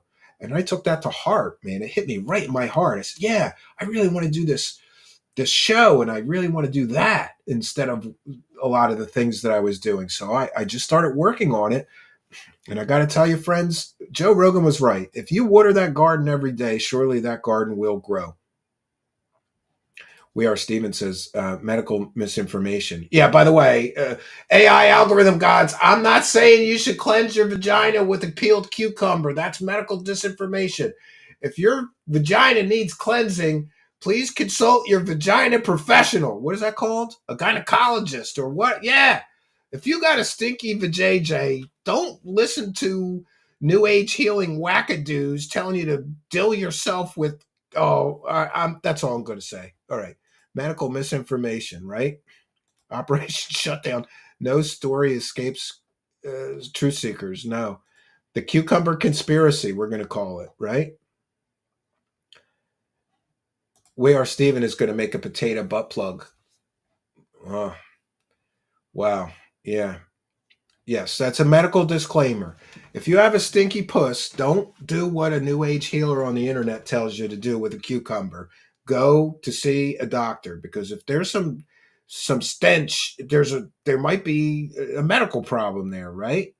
Nobody likes the stinky vajayjay, so yeah. If anyone plans on going to the Roswell UFO Festival, there's a pretty cool state park outside of town called Bottomless Lake State Park. Only $11 a night for a campsite. Interesting, troll. That sounds like my kind of place. I like state parks that only charge like $7. I think there's some near my cabin. And I keep meaning to take my son. He's never been tent camping. He's spoiled. He's only been camping at the cabin, which, we got all the luxuries of home there, including electricity, a microwave, that's not really camping. So I was going to take him tent camping, but he wasn't really interested. He's like, why would I sleep in a tent outside at night? Yes, I'm planting a cucumber garden at the cabin just for David Wilcock's wife. Yes.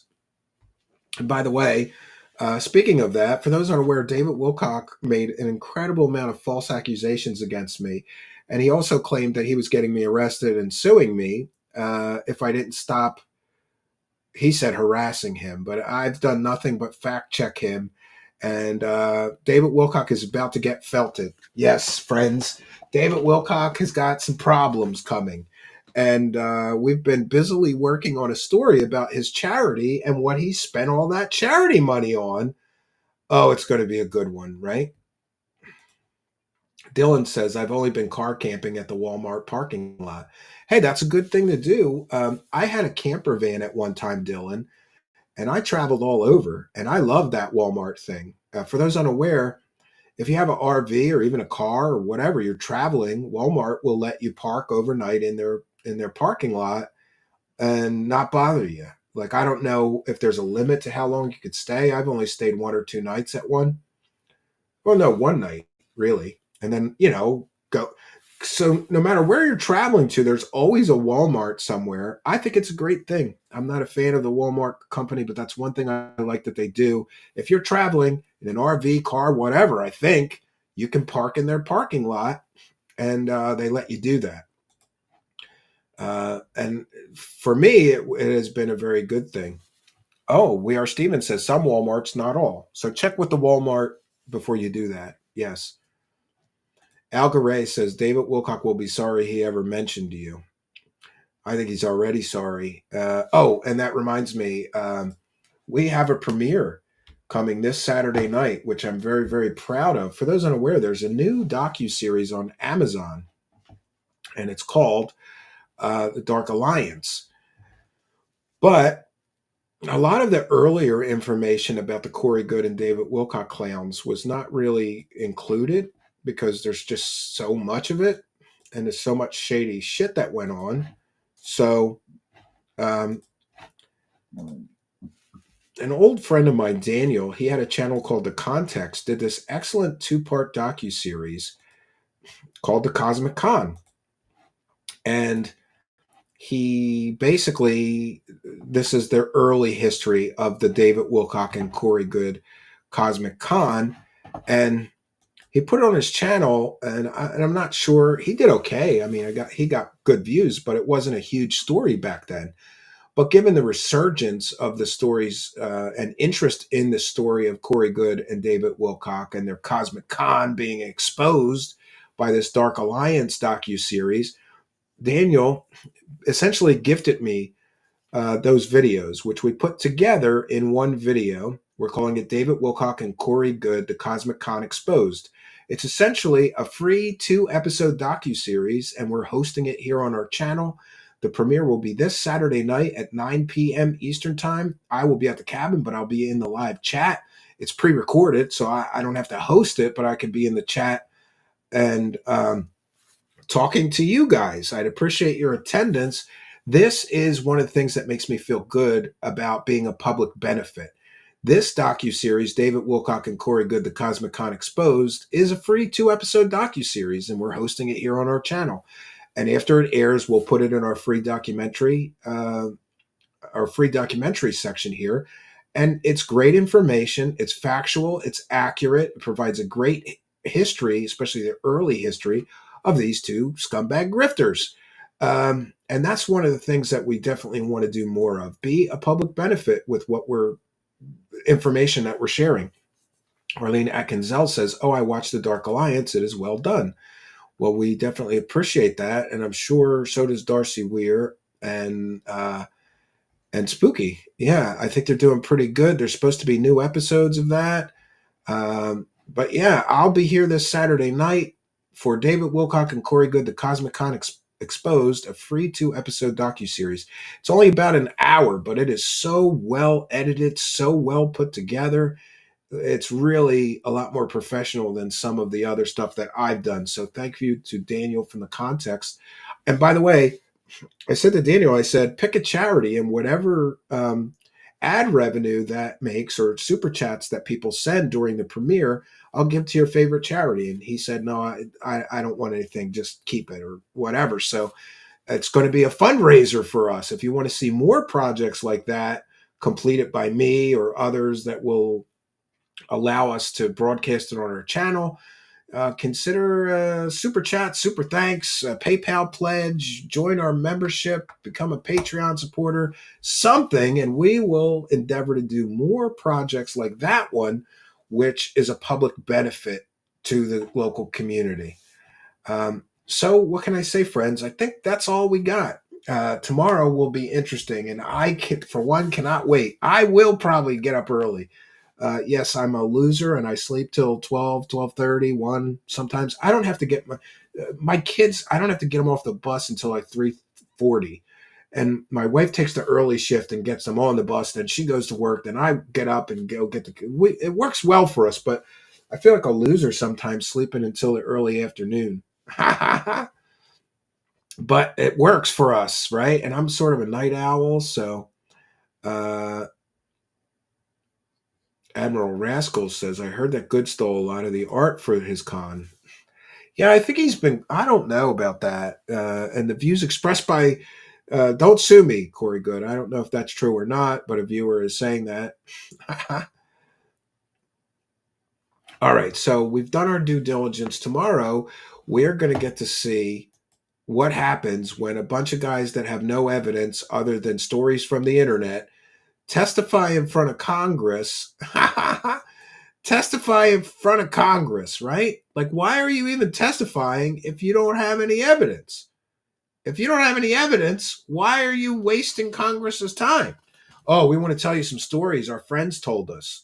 And then we want you to spend more money investigating this because we believe it's true, even though we have no evidence for it. It's so childish and so stupid. And I truly hope, while Lou Elizondo is under oath, somebody at that hearing should ask him, are you lying on your book cover to sell a book and profiting from lies? What happened to all the money that you and your buddies collected with To the Stars Academy and you never delivered on anything you promised the investors? Oh, and by the way, one of the funniest things is Christopher Mellon was asked to testify, and he can't because he's going on vacation with his wife. Christopher Mellon, the Mellon banking family, he's got more money than God. He can go on vacation whenever he wants. He couldn't take time out of his busy schedule to go testify to Congress. And he essentially admitted in the statement, somebody asked him, why aren't you testifying? He basically admitted, well, I don't have any evidence. So both Christopher Mellon and Lou Elizondo have no evidence of anything. In other words, they're both full of shit, right? And it's just evidence-free mythology and stories repeated ad nauseum. But this is where we're at, and this is where we find ourselves. Tomorrow will be interesting. I'm not sure if I'll be back in the morning or at night, but we'll see what happens. I will make sure to follow me on Twitter at Stephen Cambion. Regardless of what I decide, I will tweet it out early so that you'll know if I'll be here. At the very least, though, I'm pretty sure I'm going to do something tomorrow. I hope you'll be here with me. No place I would rather be. So that's all I got for you, friends. Until next time, my name is Stephen Cambion. Good night, and God bless all of you.